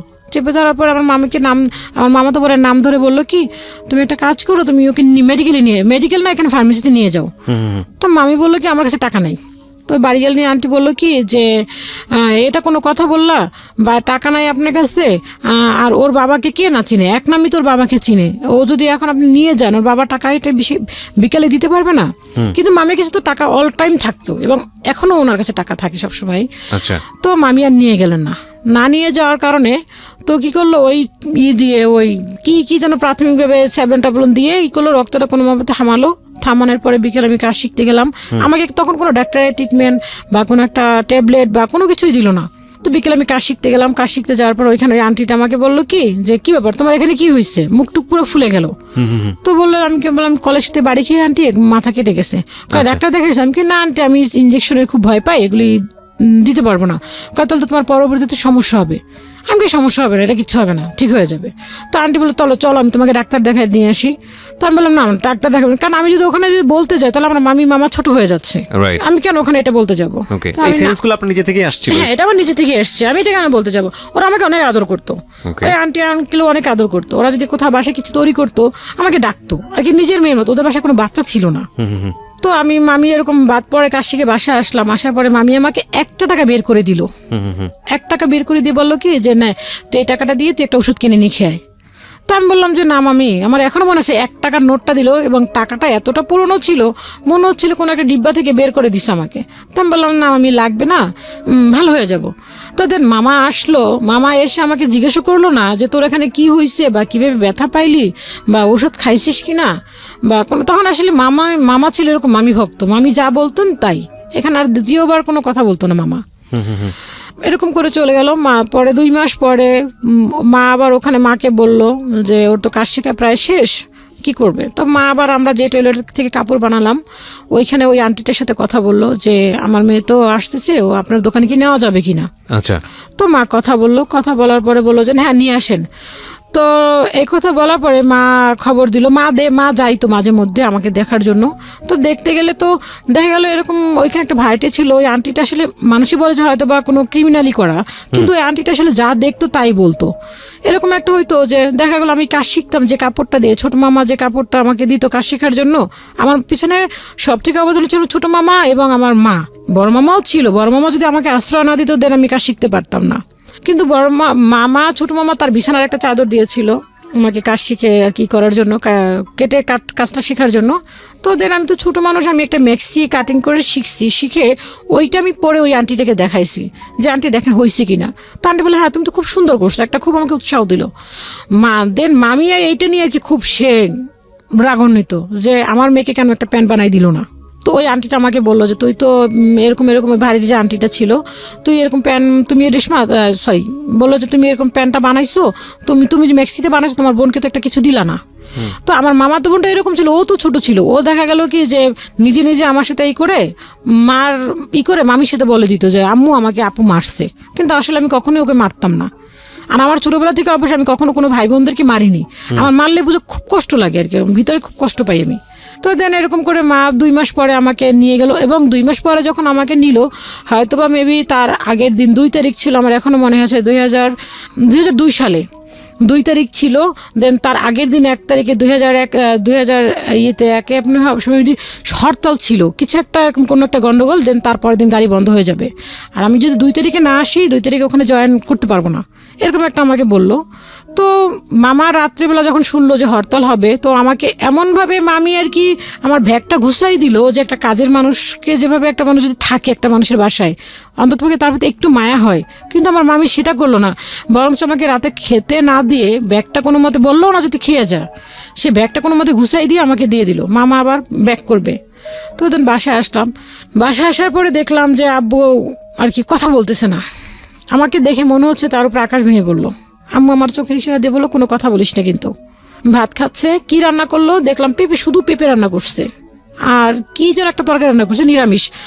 দেন পেঁপেতে আমার এটা মনে আছে পেঁপেতে কোনো কিছু মাছ টাছ কিছুই দেওয়া হয়নি, শুধু নিরামিষ পেঁপে রান্না করলো। তো ওইটা দিয়ে মা জিজ্ঞেস করলো ভাত খাইছিস, আমি কি না মা খাইনি। তো ভাত খাইলাম, ভাত খাওয়ার পরে বাড়ির ভিতরে যে আমার সাইজের ছোটো ছোটো ছেলেমেয়েরা ছিল ওদের সাথে দেখা করলাম, করার পরে খুব তার পরের দিন আমি ওইখানে আন্টিদের ওখানে কাজে গেলাম। যাওয়ার পর ওই আন্টি আমাকে বললো কি আমাকে কাজ দিল প্রাথমিকভাবে, যে একটা কাজে গেলে তাকে তো একটা ইন্টারভিউ নেওয়া হয়। তো আমাকে কিছু কিছু কাজ দিল, কিন্তু আমি কোনো কাজের কোনো ধরনই বুঝতে পারলাম না। আমি যে কাজটা শিখছি সেটা হচ্ছে একটা ইঞ্চির মাপ একটা সেন্টিমিটারের কাজ, 2টা মাপ থাকে। তো আমাকে ওই আন্টিটা সেন্টিমিটার দিয়ে কাজ শিখাইছিল, সেটা ছোটো ছোটো করা। আর আন্টি আমাকে দিয়েছে বড় ইঞ্চির মাপের যে কাজগুলি ওইগুলি, তো ওগুলো তো আমি কিছুই জানি না। তো আমাকে দেওয়ার পর আমি তো কিছুই বুঝতে পারছি না, আমি কীভাবে কি সেলাই করবো, কীভাবে কি ধরবো, আমি কিছুই বুঝতে পারতেছি না। দেন মাকে ডাকার পরে মাকে বললো কি যে আপনার মেয়ে তো কোনো কাজ জানে না, ওকে কীভাবে কাজে রাখবো। তখন বলছিল যে কাজ করবে, দেন ওকে 500 টাকা করে স্যালারি দেওয়া হবে। তো মাকে বললো যে ও তো কোনো কাজই জানে না, ওকে কী স্যালারি দিব আর কী করবো।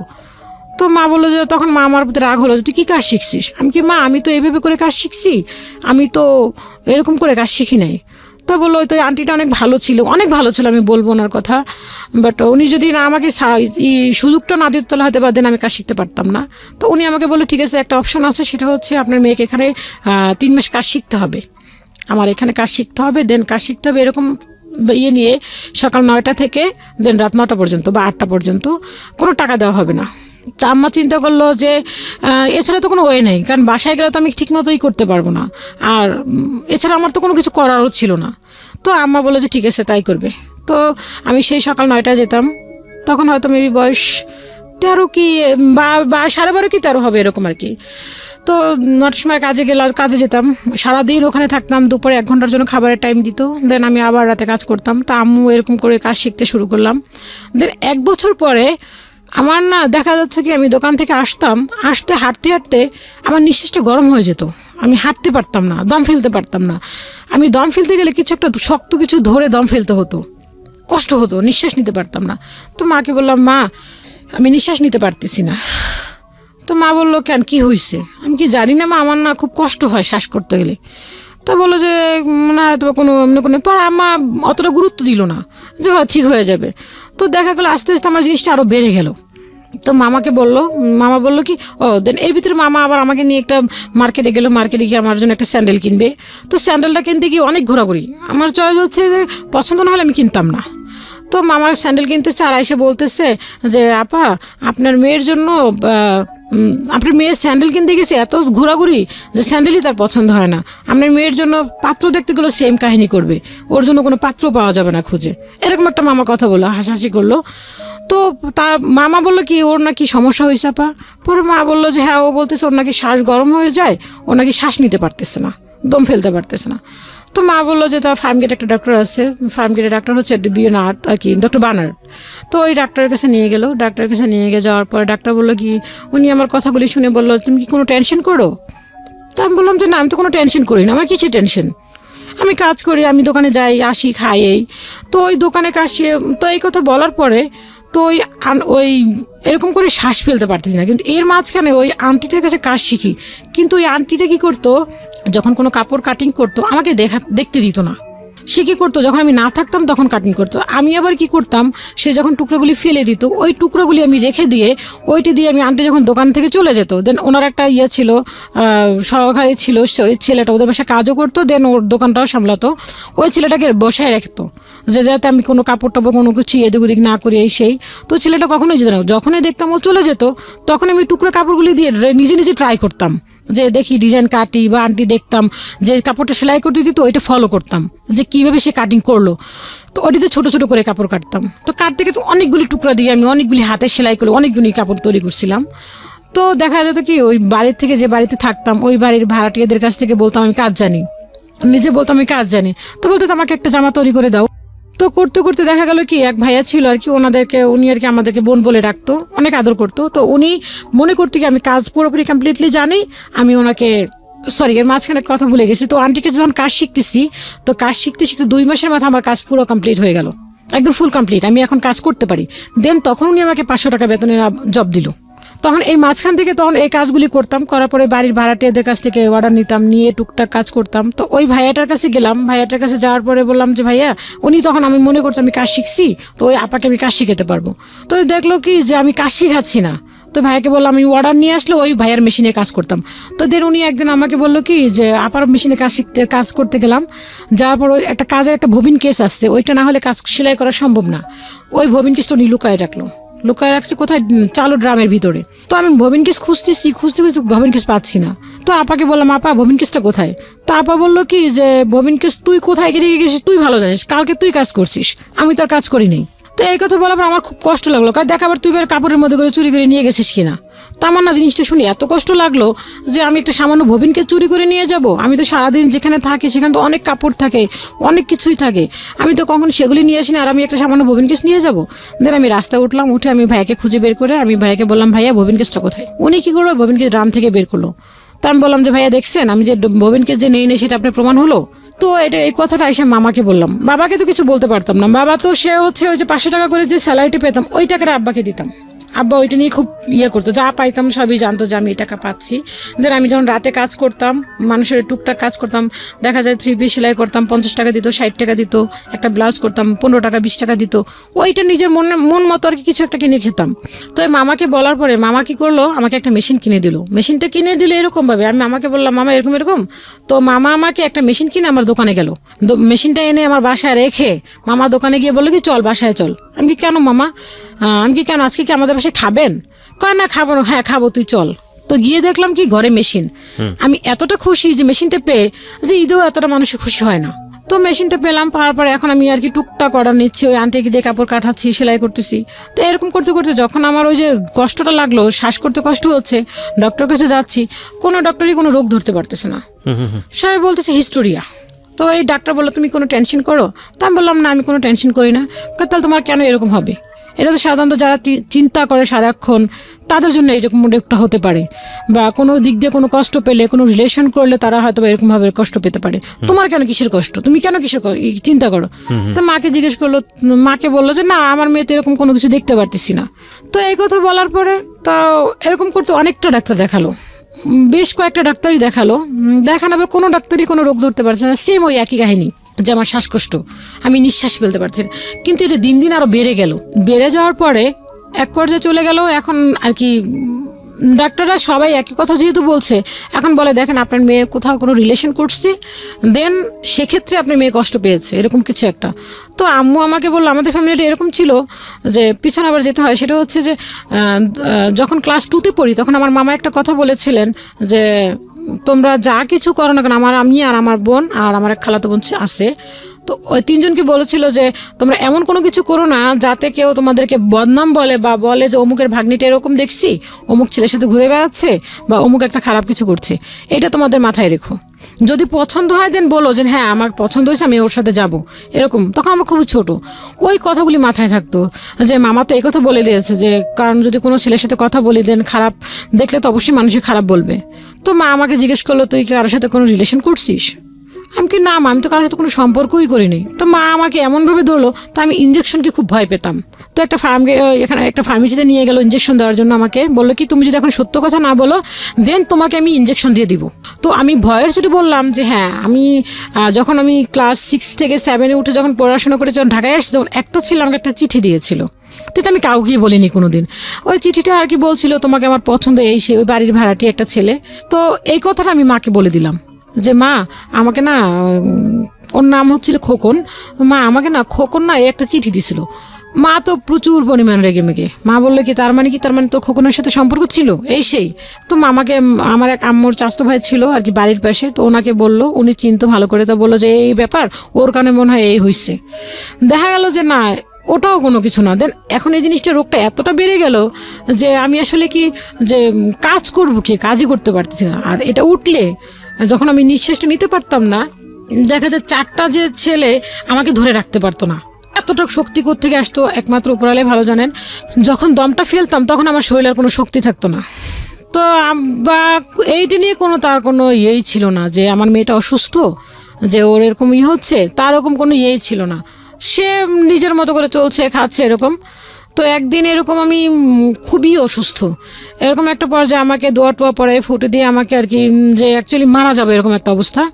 ঘরে টিভি ছাড়া, বড় মামাও আসছে যে দেখতেছে খুব সিরিয়াস অবস্থা, ঘরে টিভি ছাড়া। আমি ঘরে শুয়ে শুয়ে আর কি কথা বলতে পারতেছি না, শুধু চোখ দিয়ে পানি পড়তেছে, কিন্তু আমি কাউকে বোঝাতে পারতেছি না। সবাই মনে করতেছে হয়তো ওর উপরে জিন আছে বা কোনো কিছু আছে সাথে বা কোনো ভূতে ধরছে, এরকম একটা সবাই এরকম মানে করতেছে। কেউ যখন উঠে আমার এই নিঃশ্বাসটা বন্ধ করতে যখন হয়, কেউ আমাকে জুতো শোনাচ্ছে, কেউ হলুদ পুড়ে নাকের সামনে ধরতেছে, কেউ আমার কেন আঙুল চিপে ধরতেছে, কেউ নাক চিপে ধরতেছে, আগে যে যেটা পারতেছে সেটাই করতেছে। কিন্তু আমি কাউকে বলতে পারতেছিলাম না যে আমি তোমরা যা বলতেছো আমি সব শুনি, কিন্তু আমি কাউকে বলতে পারছিলাম না, আমার দমটা উঠে কষ্ট লাগতেছে। তো এরকম এক পর্যায়ে আব্বা দেখলাম কি আব্বা ঘরে বসে টিভি দেখতেছে, কিন্তু আমার অবস্থা খুবই সিরিয়াস। সবাই দোয়া টোয়া পরে আমাকে ফটো দিয়ে করতেছে যে মনে হচ্ছে এখনই মারা যাব, এরকম একটা পর্যায়ে চলে গেল। আচ্ছা। তো আব্বা পরে বাসার ভাড়াটিয়াটা বললো যে আপনি কি মানুষ, মেয়েটা মরার পর্যায়ে চলে গেছে আর আপনি মাঝখানে বসে টিভি দেখতেছেন, আপনি কি মানুষের মধ্যে পড়েন? আব্বা কি করলো, টিভিটা বন্ধ করে দিয়ে সে চলে গেল। সে কি করলো, পাশের রুমে গিয়ে আবার টিভি দেখা শুরু করলো। আমি যে ওখানে বসে এই অবস্থা, এটা সে কখনোই ফলো করলো না।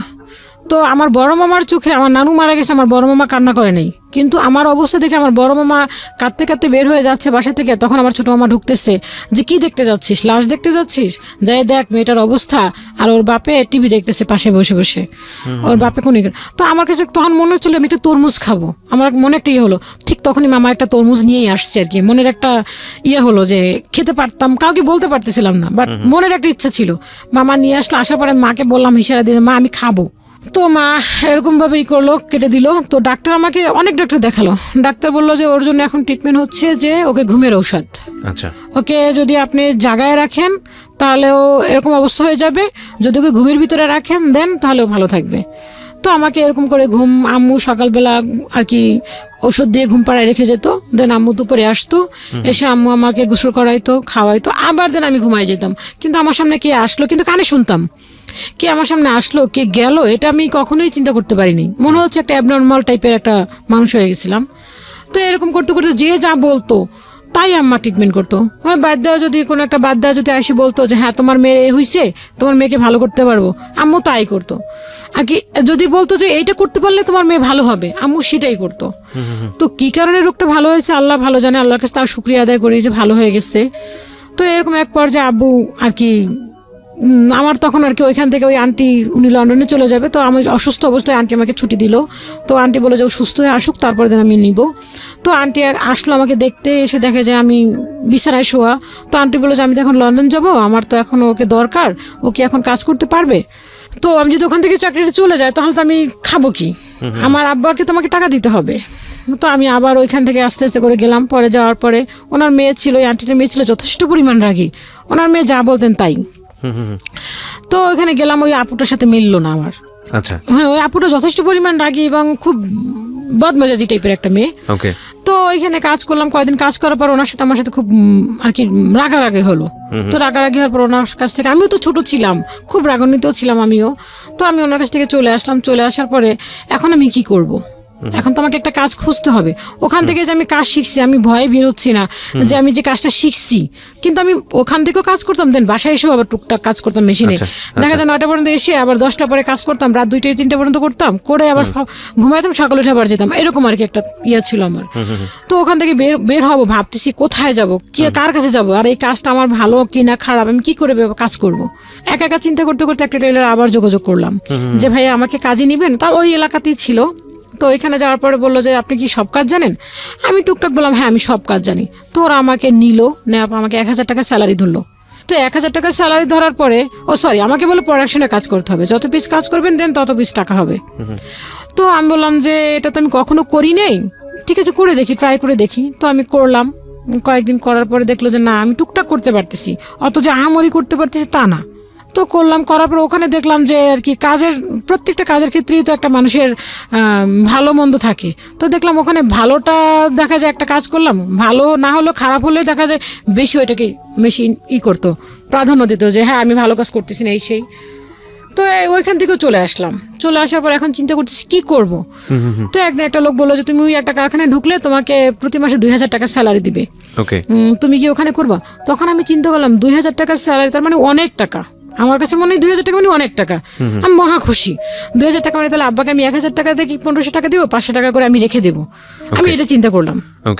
তো ওইখানে কোনো কারণে হয়নি। তা আম্মা আমাকে দিল না, যে ছেলে মানুষ, ওখানে কারখানা, ওখানে অনেক ছেলে মানুষ থাকবে, কি না কি হবে, যাওয়ার দরকার নেই, এত বেশি টাকার দরকার নেই, তুই যেখানে আসিস সেখানেই থাক। তো ওখানে আবার রয়ে গেলাম।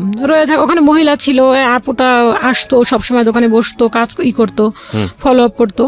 তো এরকম করে ওখান থেকে এক পর্যায়ে ওখান থেকে চলে আসলাম। চলে আসার পরে এখন আমি চিন্তা করলাম যে না আমি তো এখন মোটামুটি কাজ জানি, হ্যাঁ এখন আমি ঘরে টুকটাক করতে পারি। এদের ভিতরে এক আন্টি আবার আমাকে কিছু বিভিন্ন আর কি একটা আন্টি বললো যে ওই মেয়েটা ভালো কাজ জানে। তো আন্টি আমাকে ট্রায়ালের জন্য কিছু কাজ দিল। দেওয়ার পর দেখা যাচ্ছে আমি জবও করতাম, দেন ওই আন্টিদের কিছু বাসায় গিয়ে কাজও আনতাম, এনে বাসায় কাজ করে আবার দিতাম। ওইটা আমার একটা এক্সট্রা ইনকাম ছিল। তো ওরকম করে করতাম, করতে করতে আব্বু আমাকে তখন আর কি এই আব্বু হেল্প করা শুরু করলো আমাকে।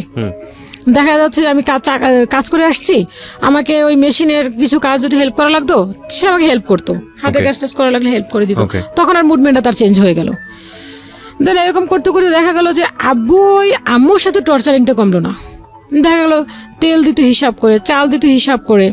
তা আম্মু কি করতো, যতটুকু ইনকাম করতো তো দেখা যাচ্ছে যে যতটুকু তেল হিসেব করে দিত ওইটুকু তো হতো না। তা আম্মু যে ইনকাম করতো ওই টাকা দিয়ে আব্বুকে সব টাকা দিয়ে কিছু টাকা রেখে দিত।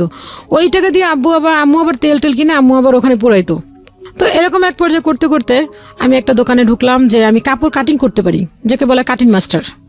তো কাটিং মাস্টার বেতন হবে কত, বললো যে বেতন হবে তোমার 3000 টাকা।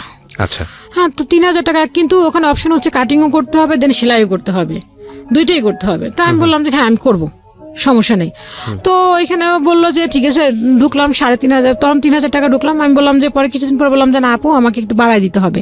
তখন আমাকে 500 টাকা বাড়ালো।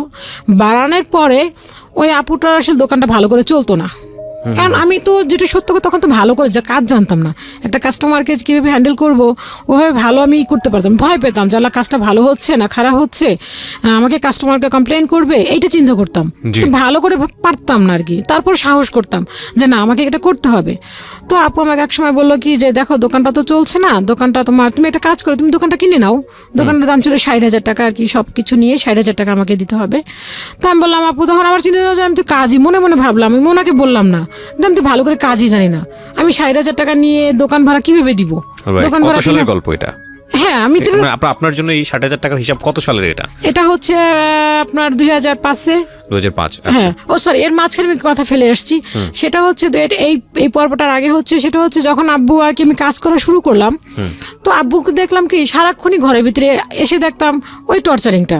আম্মুকে মারতো বা আম্মু দেখা যাচ্ছে যে রাতে ভাত খেত, লাইট অফ করে ভাত খেত, সকালে কোনো শব্দ করতে পারতো না। আম্মু যে সকালে অফিসে যাবে, এদিন আম্মা এর মাঝখানে আবার আম্মা একটি স্কুলে জব হলো, তো আম্মু সকালে যে ভোরবেলা রান্না করে রেখে যেতে হবে, আম্মু কোনো শব্দ করতো না। আর কি মনে হচ্ছে যে ঘরে পিঁপড়া আওয়াজ করতে পারবে, দেন আম্মু আওয়াজ করতো না, এরকম একটা পর্যায়ে। তো এক পর্যায়ে এরকম একটা করতে করতে টর্চারিং করতে করতে আমি আম্মুকে একসময় বললাম যে মা একটা কাজ করো, আমার না ভালো লাগে না, আমি সারাদিন কাজ করে আইসা যদি দেখি এরকমভাবে আব্বা গ্যাঞ্জাম করতেছে, ভালো লাগে না, তুমি একটা কাজ করো, আমরা আলাদা হয়ে যাই। তা আমি কয়েকবার চেষ্টা করছি যে আলাদা হয়ে যাব, কয়েকবার বের হয়ে গেছি। একবার বের হয়ে গিয়ে একটা মেয়ের সাথে বলছি, কথা বলছি যে আমি চলে যাব, থাকবো না। তো মামা বললো কি যে না তুই কই যাবি। আমার মামা আমাকে সবসময় সাপোর্ট দিত, আর এই কাজের পিছনে সবচেয়ে বেশি সাপোর্ট হচ্ছে আমার মামার, সব থেকে অবদান মা এবং মামা। তো মামা বললো যে ঠিক আছে তুই কই যাবি। তো মা আব্বা এরকম করতে করতে আম্মা বললো যে ঠিক আছে তাহলে আমরা আলাদা হয়ে যাব, আমরা থাকবো না এখানে। প্রিয় শ্রোতা, আপনারা শুনছেন প্রাণ মিস্টার। তো এক পর্যায়ে আব্বা কি করলো তখন আর কি রাতের বেলা আম্মা যেটা বলছে যে সে ওই যে জর্দা আছে না, জর্দা খেয়ে ফেলছে, সে মারা যাবে আম্মু চলে গেলে। ওকে। আম্মুকে এরকম ভাবে কসম কাটলো যে আমি কোনোদিন তোমাকে ফেলে চলে যাব না। হ্যাঁ, তা আম্মা এতই একদম নরম একটা মানুষ যে সে যদি একবার বলে, যদি বলেন যে না আপনি এই কাজটা করবেন, সে ওইটা খুব সরম্য বিশ্বাস করে নেবে। আচ্ছা। তা আম্মা ওইটা বিশ্বাস করে নিল, করার পরে দেন আবারই সেই একই অবস্থা, টর্চারিং শুরু, কোনো এর থেকে আর কোনো বিকল্প কোনো কিছু হইলো না। তো বাসা চেঞ্জ করলাম আমরা, ওখান থেকে বাসা চেঞ্জ করে ওখানে আব্বু ওরকমভাবে একটা গ্যাঞ্জাম সৃষ্টি করতেছে। তো বাড়িওয়ালা আঙ্কেলে ওই মামাটা বললো কি তোমরা এখান থেকে চলে যাও, তোমরা এইভাবে করতেছো, কোনো একটা অ্যাক্সিডেন্ট হয়ে গেলে তখন আর কি দেখা গেল যে মারাটাটা গেলে তখন পুলিশ এসে আমাদেরকে ধরবে, তোমরা এখান থেকে বাসা শিফট করো।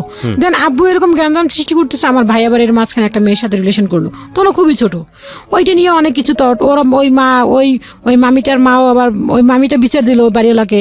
তো এই সব কিছু মিলে বাড়িওয়ালা বাসা ছেড়ে দিতে বললো, দেন আমরা বাসা ছেড়ে দিলাম। তো যে বাড়িটাতে গেলাম ওখানে ভাড়াটিয়া ছিল বলতে গেলে আমরা আর 2টা ভাড়াটিয়া ছিল, ভাড়াটিয়া ছিল না। তো ওখানে যাওয়ার পর একদিন আমি আসছি, তো বাজার তো ওরকমভাবে দেয়নি, আমি রাতে আসছি তখন বাজে 9:30। দোকান থেকে আসার পরে আব্বা কি করলো, সামান্য একটা গামছা, যে আব্বুর কোনো কিছু আমরা ধরতে পারতাম না, যে একটা সন্তানে যে তার বাবার জিনিসপত্র ধরবে ওইটা কখনো ধরতে পারতাম না। আর কখনো বলতে পারতাম না আব্বা এই জিনিসটা খাবো, আমাদেরকে এই জিনিসটা কিনে দাও, কখনোই বলতে পারতাম না মুখ ফুটে। তো বললো কি যে আমি আসছি বাসায়, আসার পরে শুনি কি ঘরের ভিতরে গ্যাঞ্জাম চিল্লাচিল্লি হচ্ছে। আব্বা খাওয়া দাওয়া করে খাটে শুয়ে আছে, আম্মু খাবার দিচ্ছে, আমরা খাচ্ছি নিচে বসে, ভাই 2টা খাচ্ছে, আমিও খাচ্ছি। আপু তো গ্রামে থাকি, আপু গ্রামে বসেই, তখন আপুর বিয়ে হয়ে গেছে, তখন আপুর 2003 সালে বিয়ে হয়ে গেছে, আপু গ্রামে শ্বশুর বাড়িতে থাকে, তখন আমি আমার 2 ভাই। তো খাওয়ার পরে আমি নিচে বসে খাচ্ছি, খাওয়ার পরে আমি বললাম মা, আব্বু বকাবাজি করতেছে আম্মুকে, আম্মু চুপ করে আছে, চুপচাপ একদম। আরেক মামা ছিল, তো আম্মু বললো কি যে তুই ভাত খা, তাড়াতাড়ি ভাত খেয়ে শুয়ে পড়, লাইট অফ করতে হবে। তো আমি বললাম আম্মা একটা কাজ করো, গামছা খুঁজে পাচ্ছে না। গামছা খুঁজে না পাওয়ার পর আমি আম্মার বললাম যে আম্মা তোমার না বলছি যে তুমি আলাদা হয়ে যাই, আমরা যার যারটা তার কেউ ধরবে না, আর কোনো জ্ঞানদাম সৃষ্টি হবে না। আমি এই কথাটা বলতে পারি, আমি 1 লোকমা ভাত মুখে দিছি, দেন আব্বু পিছনে খাট থেকে বসে আমাকে এমনভাবে লাথি মারলো, আমার ভাতের প্লেটটা ছুটে গিয়ে অন্য একটা জায়গায় পড়লো, আর আমাকে ভাত মুখেরটাও পড়ে গেল। পড়ে যাওয়ার পর আমি তখন একটা বকা দিছিলাম আব্বুকে, যে তখন আমি এই বকাটা ছিলাম যে বাচ্চা তোকে আমি দেখিয়ে ছাড়বো। বাবাকে বলেছিলেন? হ্যাঁ, তখন আমি এই জীবনে আমার মা এবং বাবাকে, মাকে তো কোনোদিন কথাই বলিনি, বাট বাবাকে এই জীবনে ফার্স্ট টাইম, বাবার চোখের দিকে তাকে কথা বলতে পারতাম না, তো ঘর থেকে বের হয়ে গিয়ে এই কথাটা বলছি যে তুই সারা জীবন আমাদেরকে জ্বালাইছিস, আজকে তোরে দেখাই ছাড়বো, তুই আর একটা মার দে আমাকে। তখন আব্বা কি করলো, যে গালিটা শোনার পরে আমি দৌড়ে গিয়ে আমি আর একটা ঘরে ঢুকছি। ঢোকার পরে আব্বা কি করলো, লাঠি, এমন একটা লাঠি নিয়েছে, ওই লাঠিতে যদি আমাকে একটা বাড়ি মারতো, দেন আমাকে আর থাকার মতো কোনো পসিবল ছিল না। আর কি আম্মাকে এমনভাবে বাড়ি ছাড়ছে যে আম্মা ওই মুহূর্তে বাড়িটা যদি পড়ে তাহলে আম্মা তো শেষ। আম্মা তাড়াতাড়ি করে দৌড়ে রাস্তা উঠলো, আর আমি ওই রুমের ভিতরে দরজা লাগাই দিলাম, দেন ওই দরজা ভাঙা শুরু করতেছে। দরজা ভাঙতেছে, ভাঙার পরে এখন ওই দরজা ভাঙতে পারছেন, পরে ওই লোকের, ওই রুমের যে ওনার লোক হাজব্যান্ড ছিল, উনি সামনে এসে খালো আপনি এটা কী করতেছেন, আপনি কেন আমার রুমের দরজা ভাঙতেছেন। এখন আমাকে না পেয়ে কী করলো, আমার মেশিনটাকে ভেঙে ফেললো, আমার মেশিনটাকে ধরে একদম পুরো জায়গায় ফেলছে, মেশিনটা পুরো খুলে টুলে অস্থির। পরে আমার মামা ছিল, ওই মামাটা কি করলো, ওইটা বাঁচাইলো। বাঁচানোর পরে আমাকে ঘর থেকে বের করে দিল। দেওয়ার পরে আমি কি করলাম, ওই রাত ওই বাসায় ছিলাম, ওই ফ্লোরে শোয়া, ওদের বিছানা আর কি একটা কাঁথা দিল আমাকে, তো ফ্লোরে শুয়ে রইলাম। শুয়ে থাকার পরে সকালে উঠলাম, উঠার পরে মনে হলো যে আমি ভাবলাম, আমার এতটা কষ্ট লাগলো যে সারাদিন আমি এত আমি কষ্ট করে আসি, তারপরে কেন এত অশান্তি? তুমি টাকা চাইছো, তুমি ছোটোবেলা থেকে টাকা চাইছো, টাকা দিচ্ছি তোমাকে, আমি যতটুকু ইনকাম করি সবই তোমাকে দিই। আর আমি সারা রাত ধরে যেটা কাজ করি সেটাই আমি নিজে খরচ করি, টুকটাক যেটুকু পাই, অনেক পরিশ্রম করি। তুমি টাকার জন্য যত কিছু করলাম, মা টাকা দিচ্ছে, আমি টাকা দিচ্ছি, তারপর তুমি কেন এত অশান্তি করবা? তোমার অশান্তিটা কিসের? তো কষ্ট লাগলো। তো আমি একটা সমিতি করছিলাম, 200 টাকা করে রাখতাম, ওইখান থেকে কিছু টাকা পাইছিলাম, 6 থেকে 7 হাজার টাকা পাইছিলাম। ওই টাকাটা ছোটো মামাকে দেওয়ার কথা ছিল, ওই টাকাটা মামা ব্যাংকে রেখে দেবে, আমার জন্য একটা ডিপিএস করছিল। তো মামাকে টাকাটা দেওয়ার জন্য আমি রেখে দিয়েছিলাম। তো ওই টাকাটা নিয়ে আমি কী করলাম, আমি আর থাকবো না, আমি আব্বার কাছে আর থাকবোই না, আমি বাসা থেকে বেরিয়ে হয়ে যাবে এখন। তো বের হয়ে গেলাম, বের হয়ে গিয়ে আমি একটা পাশের বাড়িতে, ওখানে মেবি মনে করেন 18টা না 20টা ঘর ছিল। তো ওই বাড়িতে আমি একটা রুম রাখলাম, রুম রেখে 1800 টাকা ভাড়া ছিল রুমটার। তো রাখলাম। আমি তখন মা ছিল না বাসায়, মা তো চলে গেল অফিসে সকালবেলা। আমি এইটা কাজ করলাম, আমি দোকানে আর গেলাম না, না গিয়ে আমি এই কাজগুলি করলাম। আমি আর থাকবোই না, আমার কথা হচ্ছে আমি থাকবো না। আমি দেখতে দেখতে এখন অতিষ্ঠ হয়ে গেছি, আমার পক্ষে আর সম্ভব না। আমি ইনকাম করে খাই, তাহলে আমি কেন তার কাছে থাকবো? তো এরকম করে করতে করতে পরে লাস্ট মোমেন্টে আমি চলে গেলাম। আব্বাও তখন কাজে চলে গেল। যাওয়ার পরে আব্বা আসলো, সে যে কাজে গেল, কাজে থেকে কাজ করলো না, সে চলে আসলো বাসায়। বাসায় চলে এসে সে কি করলো, আমি তো জাস্ট আমি চলে গেলাম, আমি রুম রাখছি, জাস্ট বলে আসছি, আমি অ্যাডভান্স টাকা দেইনি, জাস্ট আমি কথা বলে আসছি। আব্বা এসে কী করলো, আমার ঘরের যে কাপড় চোপড় যাচ্ছিল, আমি নিজের টাকাতে যেটুকু কেনাকাটা করছি, আর ওই জিনিসগুলি ঘরে কোনো কিছু কিনতো না। সে বলতো আমার ঘরে কিছু লাগবে না। বলতাম যে না আব্বা, একটা গ্লাস কিনি, একটা কিনি, মানুষ আসলে কি বলবে, ঘরে তো একটা পরিবেশ দরকার আছে, আমার কোনো কিছু দরকার নেই। তো আমি কিছু টাকা জমাইয়া মামাকে দিয়ে জিনিসগুলি কেনাইতাম, যে একটা মানুষ আসলেও তো আমাকে একটা গ্লাস পানি দেওয়ার জন্য একটা গ্লাস প্রয়োজন আছে আমার। তো ওই জিনিসগুলি আব্বা আমাকে দিয়ে দিল। আমি বললাম যে এই জিনিসগুলি আমার, সে আর কিছু বললো না, ওই জিনিসগুলি নিয়ে আমাকে বের করলো। দেন আমি একটা বিছানার চাদর কিনছিলাম। তো বিছানার চাদরটা কেনার পরে আমি যে আব্বা যে একটা চাদর কিনছিল, আমার বড় আপু আসার পরে ওই চাদরটা কেনার পর আপু যে চাদরটা কিনছিল আব্বুর টাকা দিয়ে, ওই চাদরটা তখন বিছানো ছিল, খাটে বিছানো ছিল। আর যে আমি যে একটা নতুন চাদর কিনছি, চাদরটা ছিঁড়ে গেছিলো আর কি, হালকা পাতলা ছিঁড়ে গেছিলো। তো ওই আমি নতুন চাদরটা যখন নিয়ে আমার কাপড় চোপড় ভাঁজ করার জন্য আমি গিট্টু দিব, তখন আমার ভাই দুটাকে বলতেছে ওই চাদর রাখ। তো আমি বললাম কেন ওই চাদর বলছো? তো আমি নিজে কিনছি, আমি সামনে দাঁড়ায়। তো বললো যে ওই চাদর, সরি, মাঝখানে আমার কাপড় চোপড় নিতে দিবে না, আমার কিচ্ছু নিতে দিবে না, ঘরের সব কিছু রেখে দিবে। তো আমি বললাম এগুলি আমার জিনিস কেনা, আমি কেন আপনি এগুলি রেখে দিবেন? তখন আবার আমাকে মারতে আসতেছে। তখন ওই বাড়ির ভিতরে একটা ছেলে ছিল, ওই ছেলেটা আমাকে পছন্দ করতো, বাট আমি জানতাম না। তো ওই ছেলেটা আমাকে এমনভাবে গাইড দিচ্ছিল, এলাকার মাস্তান টাইপের একটু ছিল, ওকে মনে করেন বিভিন্ন পুলিশ আর্মি র্যাব এগুলি ধরতো। তো ও খুব শেল্টার দিল আমাকে। তখন দরজার সামনে দাঁড়িয়ে বললো আপনি কোনো কথা বলবেন না, ওর জিনিসপত্র নিয়ে যাবে। তো নিয়ে যাওয়াতে ওই তখন চাদরটা আমার বললো যে এই চাদরে ঘুমাইছে না, এই চাদর কেন নিবে, এই চাদর নিয়ে যাবে, এইটা নিয়ে যাবে, এটাও ঘুমাইছে না, এটা ওর চাদর না, ঘুমাইয়া শীর্ষে কেন। তো আমি আর কিছু বললাম না, আমি ওই চাদর নিয়ে ওইগুলি নিয়ে আমার আমি একটা পাতিল কিনছিলাম আর কিছু কাঁচের জিনিস কিনছিলাম, ওগুলি নিয়ে আমি চলে আসছি। আসার পরে বাইরে বের করে দিল, তো আমার সব কিছু বের করে দিল। তখন আমি কি করবো, তখন চিন্তা করলাম আমি কি করব, কোথায় যাবে, তো রুম তো রাখি না, একটা মেয়ে মানুষ একটা রুম রাখবো। তখন আমি চিন্তা করলাম একটা মেয়ে মানুষ রুম রাখবো, ওখানে আমি থাকবো কি করে, এতগুলি ভাড়াটি একটা মেয়ে মানুষ থাকা কি সম্ভব? তো ওই যে ছেলেটা আমাকে পছন্দ করতো, তো ও কি করলো, ওইগুলি নিয়ে সব ওর রুমে রাখলো। ওর রুমে রাখার পরে কি করলো, আমি তখন মা আসলো, মা আসার পরে বললাম যে মা এরকম আমার ঘর থেকে বের করে দিচ্ছে, আমি কি করব, আমি রুম রাখছি ওই বাড়িতে, ওখানে আমি থাকবো। তুই ওখানে থাকতে পারবি? তাই বলে আমি থাকতে পারবো, কোনো সমস্যা নেই। পরে গেলাম, গেলাম ও বাড়িতে গিয়ে রুম রাখলাম। রাখার পর ওদের সাথে কথা বললাম। তখন আর কি যে আম্মুর যে আর ওই যে খাট একটা ছিল ঘরে, আর একটা যে সুকেত ছিল, ওইটা দিয়েছিল ওই যে মামাটা আমাদের যে মামিটা অনেক করতো, আম্মুকে বলছিল জব দিবে, ওই মামা, ওই নানুর খাট, ওই নানুর সুকেস, এগুলি দিয়েছিল আম্মুকে। ওগুলি আম্মুর জিনিস, তাই আম্মুকে দিবে না। আম্মুর কোনো একটা শাড়ি দিল না, আম্মুর কোনো একটা কিচ্ছু দিল না, সব কিছু রেখে দিল আম্মুর, ভাইদের জিনিসপত্র দিল না। তো আমি একা গেলাম, আমি গিয়ে করলাম, তো আমার জিনিসপত্র যেগুলো ছিল সবকিছু নিয়ে গেলাম। আপনার প্ল্যান কি ছিল, আপনি বাসা থেকে বের হয়ে কোথায় যাবেন? বাসা থেকে গিয়ে প্ল্যান ছিল কি আমি এখানে থাকবো না, আমি রুম নিয়ে আমি একা থাকবো। যে কোনো জায়গায় চলে যাবো, বাট এখানে তো বাসায় না, থাকছি আমি না। আর আব্বুর কাছে থাকবো না। আমার টার্গেট হচ্ছে যে আমি সারাদিন কাজ করি, উনি টাকা চাইছে, টাকা দিচ্ছি, বাট সে কেন এখন আমাকে এরকম ভাবেই করবে, মারবে কেন? আমি তো টাকা দেওয়ার কথা, এখন তো শান্তি হওয়ার দরকার। আমরা 4টা ভাই বোন, আমাদের সংসারটা সুখী হতে পারতো। 2টা ভাই বোন পড়াশোনা করছে, দেন তুমি টাকা চাইছো, আমার তো পড়াশোনা তুমি বন্ধই করে দিছো। তো সেক্ষেত্রে তো তোমার এখানে এরকম মারধর করার তো কোনো কিছু নাই। আম্মু যা ইনকাম করে সবই তোমাকে দিচ্ছে, তুমি তো ওভাবে যে আমাদের যে ভালো খাবার দাবার তাও তো তুমি দিচ্ছ না আমাদেরকে। তুমি তো একটা যদি একটা মুরগি আনতো, তো দেখা যাচ্ছে 1 মাস 2 মাস 6 মাস পরে একটা মুরগি আনতো এরকম ভাবে, হ্যাঁ, তো দেখা যেত, তাও তো আমরা কখনো কমপ্লেন করতাম না যে আব্বা অমুকের ঘরে আনছে তুমি আনো না কেন, তাও কখনো তো কমপ্লেন করতাম না। যা দিতা তাই তো খেতাম, টাকা দিতাম তাও তো ওরকম ভাবেই সুখী ছিলাম। তুমি চাইছিলাম শান্তি, তুমি তো শান্তি দিচ্ছ না। তখন ভাই দুটো আমার সাথে চলে আসলো, আমাকে নামাই দিছে। এখন আম্মু তো আর আমাকে একা রাখতে পারে না, যেহেতু আমি একটা উপযুক্ত মেয়ে, সেক্ষেত্রে আম্মু কেন আমাকে একা রেখে চলে যাবে। আম্মু আমার সাথে চলে আসলো, আম্মু চলে আসার পর 2টা ভাইও চলে আসলো। রাতে ঘুমাতাম কি করে, কিছুই দিল না।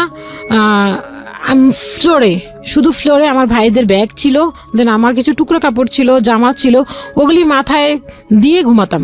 তো এক পর্যায়ে দেখা গেলো কোনো কিছুই দিচ্ছে না, আমাদের প্লেট গ্লেস আম্মু যে যেগুলি রাখছে ওগুলো কিছুই দিবে না। কি করলো, ওই যে ওই মামাটাকে ডাকলাম, ডাকার পরে ওই মামা আসলো, আসার পরে ওই মামা সালিশি করলো, বললো যে তুই এগুলি আব্বুকে বলো তুমি এগুলি কেন রেখে দিচ্ছ, এগুলো তো আমি দিচ্ছি, এগুলি আমার মায়ের জিনিস, ওকে দিচ্ছি, তুমি এগুলি কেন রাখলো? ওকে তো আমি যেতে বলি নাই। আমার আম্মুর কথা বলো, ওকে তো আমি যেতে বলি না, যেতে বলছি ওকে, ও চলে গেছে। ও কেন গেল? ও যাবে না, ও থাকবে, ও যাবে। হ্যাঁ, এই কথা বলার পর আম্মু বললো এটা কেমন, মামাটা বললো এটা কেমন কথা, যে তোমার এত বড় একটা উপযুক্ত মেয়েকে তুমি ঘর থেকে বের করে দিছো, তাহলে ও কোথায় যাবে, ও কোথায় থাকবে? তো এরকম এক পর্যায়ে দিলই না দেওয়াতে সে লাস্ট মোমেন্টে কি করলো, পরে মামা বললো যে তুমি যদি এগুলি না দাও, আব্বুর নাম ধরে বললো, তুমি যদি এগুলি না দাও তাহলে কিন্তু খুব খারাপ পর্যায়ে চলে যাবে, এগুলি সব কিছু দিতে হবে। তো মামা যখন হুমকি দিল, তো ওই মামারা ওই এলাকার স্থানীয় আর কি, অ্যাকচুয়ালি স্থানীয় মানে বাড়ি করছে, ওই ফার্মগেট এলাকাতে বাড়ি আছে ওনাদের। তো ওই হুমকির ভয়ে বললো কি যে ঠিক আছে। তখন আমার ছোট চাচা আমাদের ফার্নিচারগুলি যা যা ছিল একদম কড়াই থেকে ঢাকনা থেকে শুরু করে সব কিছু নিয়ে চলে গেল। আমাদের ঘরে ছিল শুধুমাত্র আপনার খাটটা ছিল, আর ওই সুকেশটা, যে আম্মার কাপড় চোপড়টি আর ভাইদের কাপড়টা আর খাট। তো খাটটার একটা পায়া নষ্ট হয়ে গেছিলো আর কি, সাইডের ইয়েটা, তো ওইটা আব্বু টাকা দিয়ে কিনে নিয়ে এসেছিল, টাকা দিয়ে কিনে নিয়ে এসে ওইটা আব্বু ঠিক করাইছিল, দেন সেইটা খুলে নিয়ে চলে গেছে। ঘরে কিচ্ছু রেখে যায়নি, খাটটা খোলা, কিছুই নেই ঘরে, একদম পুরো সেফ ফাঁকা, ওই আমার কাপড় চোপড়টি আসছে। প্রিয় শ্রোতা, আপনারা জি চলতে চলতে আমি কি করলাম, ওখান থেকে আমি এখন বিভিন্ন শোরুমে কাজ করা শুরু করলাম, যেখানে আমি 3,000 টাকা স্যালারি শুরু করলাম, সেখানে এখন আমার 4,000 4,500 টাকা স্যালারি আসে। তো এই টাকাটা দিয়ে আমি মা এবং আমি দুজনেই শুরু করলাম। দেন মামা এর মাঝখানে বললো যে ঠিক আছে এখন তো চলে গেছে, তাহলে তোমাদের বাসা ভাড়াটা আমি দিচ্ছি। তো মা যতটুকু ইনকাম করতে লাগলো আর আমি যতটুকু ইনকাম করতে লাগলাম, সেটুকু দিয়ে আমরা দুজনে আর কি খরচ চালাচ্ছি। দেন ভাই 2টা পড়াশোনা করছে বড় আপু গ্রামে। তো বড় আপুকেও আর কি, বড় আপু শ্বশুরবাড়িতে যে খুব ভালো আছে তাও না, কারণ বাবা বড় আপুর হাজব্যান্ডকে বের করে দিচ্ছিল শ্বশুরবাড়ি থেকে।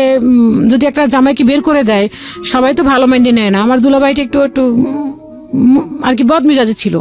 তো আপু যে খুব সুখে আছে তাও না, আপুকে সারাক্ষণ এটা নিয়েই করতো যে তোর বাবা তো আমাকে বের করে দিছে, তোদের বাড়িতে আবার কেন যাব। তো মা বলতো যে তোমার শ্বশুর তোমাকে বের করে দিছে, এখন তোমার তো শ্বশুর নাই, তুমি এখন আমাদের বাসায় আসো। তো দুলাভাই খুব কমই আসতো, আপা আসতো, বছরে একবার আসতো আমাদের বাসায় বেড়াতে। তো এরকম করতে করতে এক পর্যায়ে চলে গেল যে আমি এখন বিভিন্ন দোকানে আর কি ডিজাইনের জন্য করতে লাগলাম, কাজ শিখতে লাগলাম, যেখানে দেখতাম বেশি ভালো ডিজাইন করে সেখানে আর কি শিখতে লাগলাম। যে প্রফিটের কথা খুব কম চিন্তা করতাম হচ্ছে যে যেখানে আমার যে এখানে একটা ঢুকলে কাজ শিখতে পারবো সেরকম ঢুকতাম। আর ঢুকতাম এরকম করে যেখানে মহিলা আসছে, কারণ দেন পুরুষের ওখানে ঢুকতাম কিন্তু দেখতাম যে মহিলা কর্মচারী আছে, ওখানে থাকতাম, দেন বেশি করতাম না। তো এরকম করে করে কয়েকটা কাজ শিখলাম। শেখার পরে এক পর্যায়ে আসলো যে আম্মুর অফিসটা শিফট করবে উত্তরাতে। তো অফিসে শিফট করতে হলে তো আমি উত্তরাতে আমি কী করবো, ওখানে গিয়ে ওখানে তো আমার কাজ করতে হবে। ওখানে তো যে কাজ করব সেখানে তো আমার তো পরিচিত কোনো কেউ নাই, যে আমার আত্মীয় স্বজন বা কোনো ফ্রেন্ড সার্কেল কেউই নেই, ওখানে তো আমার কাজটা করতে হবে। কি করব পরে যে বুটিক্সটা কাজ করতাম ওইখানে কিছু হোলসেলার কাজ করতো ওই আপুটা। তো তো ওইখানে যে ম্যানেজার আসতো, যে সিনিয়র ম্যানেজার ছিল, তো ওই একদিন ওই ভাইয়াটা আসলো কারখানাতে। তো ওই আপুটা ছিল না শোরুমে, না থাকা থেকে আমি ওই সুযোগটা নিলাম। নেওয়ার পরে আমি নিচে নামলাম। আমি দোকান থেকে বের হয়ে, শোরুম থেকে বের হয়ে আমি বললাম যে ভাইয়া আমি যে ওখান থেকে শিফট করবো সেটা আর ওদেরকে বলিনি যে আমি চলে যাব উত্তরাতে। তো আমি বললাম যে ভাইয়া আমি তো এখান থেকে উত্তরা চলে যাব, আপনাদের তো অনেক কাজ দিচ্ছেন, তো আমি যদি এখান থেকে চলে যাই তো আমাকে কিছু কাজ দেওয়া যাবে? তো উনি বললো আপনি কোথায় যাচ্ছেন? আমি বললাম আমি উত্তরাতে শিফট করবো, আমার আম্মুর অফিস উত্তরাতে চলে যাবে, তো আমি উত্তরাতে চলে যাব। তো বলে ঠিক আছে, তা আপনি যখন যাবেন তখন আমাকে নক করেন। তো দিলাম আমি ওনার নাম্বারটা, বললো যে নাম্বারটা দিয়ে গেল। তা নাম্বারটা রাখলাম। রাখার পরে আমি নাম্বারটা দিয়ে পরে আমি ওখান থেকে ওরা যখন কোনোভাবে জেনে গেল যে আমি উত্তরাতে চলে যাব, আমি এখানে থাকবো না, তখন ওরা আমাকে বাদ দিয়ে দিল, ওরা আমাকে আর রাখলো না কাজে। তো এখন আমি উত্তরাতে শিফট করতে গেলে আমার 6 মাস লেট হচ্ছে। তখন আমি কি করব? তখন আমি কি করলাম, আর একটা ইয়েতে ঢুকলাম। ওখানে ছিলাম কাটিং মাস্টার হিসেবে আর কি, আমি কাপড় কেটে দিতাম, ওরা সেলাই করতো। এখন ও আর এক জায়গায় যে ঢুকলাম, ওখানে আমি ঢুকলাম হচ্ছে কারিগরিতে, যে সেলাই করে দিলাম, সেলাই করার উপরে ওরা বেতন আমাকে দিল। তো আমি 6 মাস করতে হবে। তো দেন ওখানে আমি 6 মাস করলাম। করার পর আমি উত্তরাতে শিফট করলাম। করার পর ওই ভাইয়াটাকে আমি ফোন দিলাম যে ভাইয়া আমি তো উত্তরাতে আসছি, এখন আমি কী করব? তো ভাইয়া বললো ঠিক আছে তাহলে আপনি আসেন। তো ওই ভাইয়াটা সিনিয়র ম্যানেজার ছিল। তো ওই আপুটার হচ্ছে নাম বলবো না, খুব নাম করা একটা বুটিক্স, এক নামে সবাই চিনি মোটামুটি। তো ওই আপুটার কাছে নিয়ে গেল, বললো যে আপনি একটা কাজ করবেন, আপনি আমার নাম বলবেন না, আপনি অন্য একজনের নাম বলে দিল। তো ওনার নাম নিয়ে আপনি যান, গেলে আপনাকে কাজ দিয়ে দিবে। তো আমি গেলাম, যাওয়ার পরে ঠিক আমি বললাম, বলার পরে বলো কয়টা মেশিন? তো আমি বললাম 2টা, এরকম বলার পরে তো বলো সব কিছু আছে? মানে হ্যাঁ সব আছে, জাস্ট সেলাইটা। তো উনি আমাকে কিছু প্রাথমিকভাবে কাজ দিল, বলো যে এগুলি নিয়ে করেন, দেন তারপরে আরও কাজ দেওয়া হবে। তো উনি আমাকে কিছু কাজ দিল, দেওয়ার পর উনি যে রেটটা দিল, রেটটা আসলে পোষাচ্ছিল না। তো একটা ভাইয়া আছে, ওনার নাম বললেই না আসলে, উনি টেলারিং সেক্টরেরই, বাট উনি হচ্ছে এমব্রয়ডারি কাজ করতেন। ওনার নাম হচ্ছে জাহাঙ্গীর। তো ওনার কাছে আমি গেলাম যে ভাইয়া এরকম এই কাজটার প্রফিট, এই কাজটার রেটটা কত পড়তে পারে, যে তুমি কাজটা করায় আমি কত নিব, দেন আমি কত দিয়ে করাবো, আমার কত লাভ হবে। তো উনি আমাকে কিছু একটা সাজেশন দিল যে হ্যাঁ আপনি এরকমভাবে করেন, এরকমভাবে করলে আপনার এটা আসবে। তো বলার পরে আমি ওইভাবে করে কাজ করতে লাগলাম। দিলে ওনাকে আমি কিছু কাজ দিলাম, দেওয়ার পরে আমাকে মোটামুটি দিল আর কি, চলতে লাগলাম টুকটাক চলে আর কি, যে মরে যে তা না। দেখা যাচ্ছে আমি 20,000 30,000 টাকার কাজ করতেছি, কিন্তু আমাকে উনি দিচ্ছেন 5,000 টাকা, 6,000 টাকা, 3,000 টাকা, 2,000 টাকা এরকম।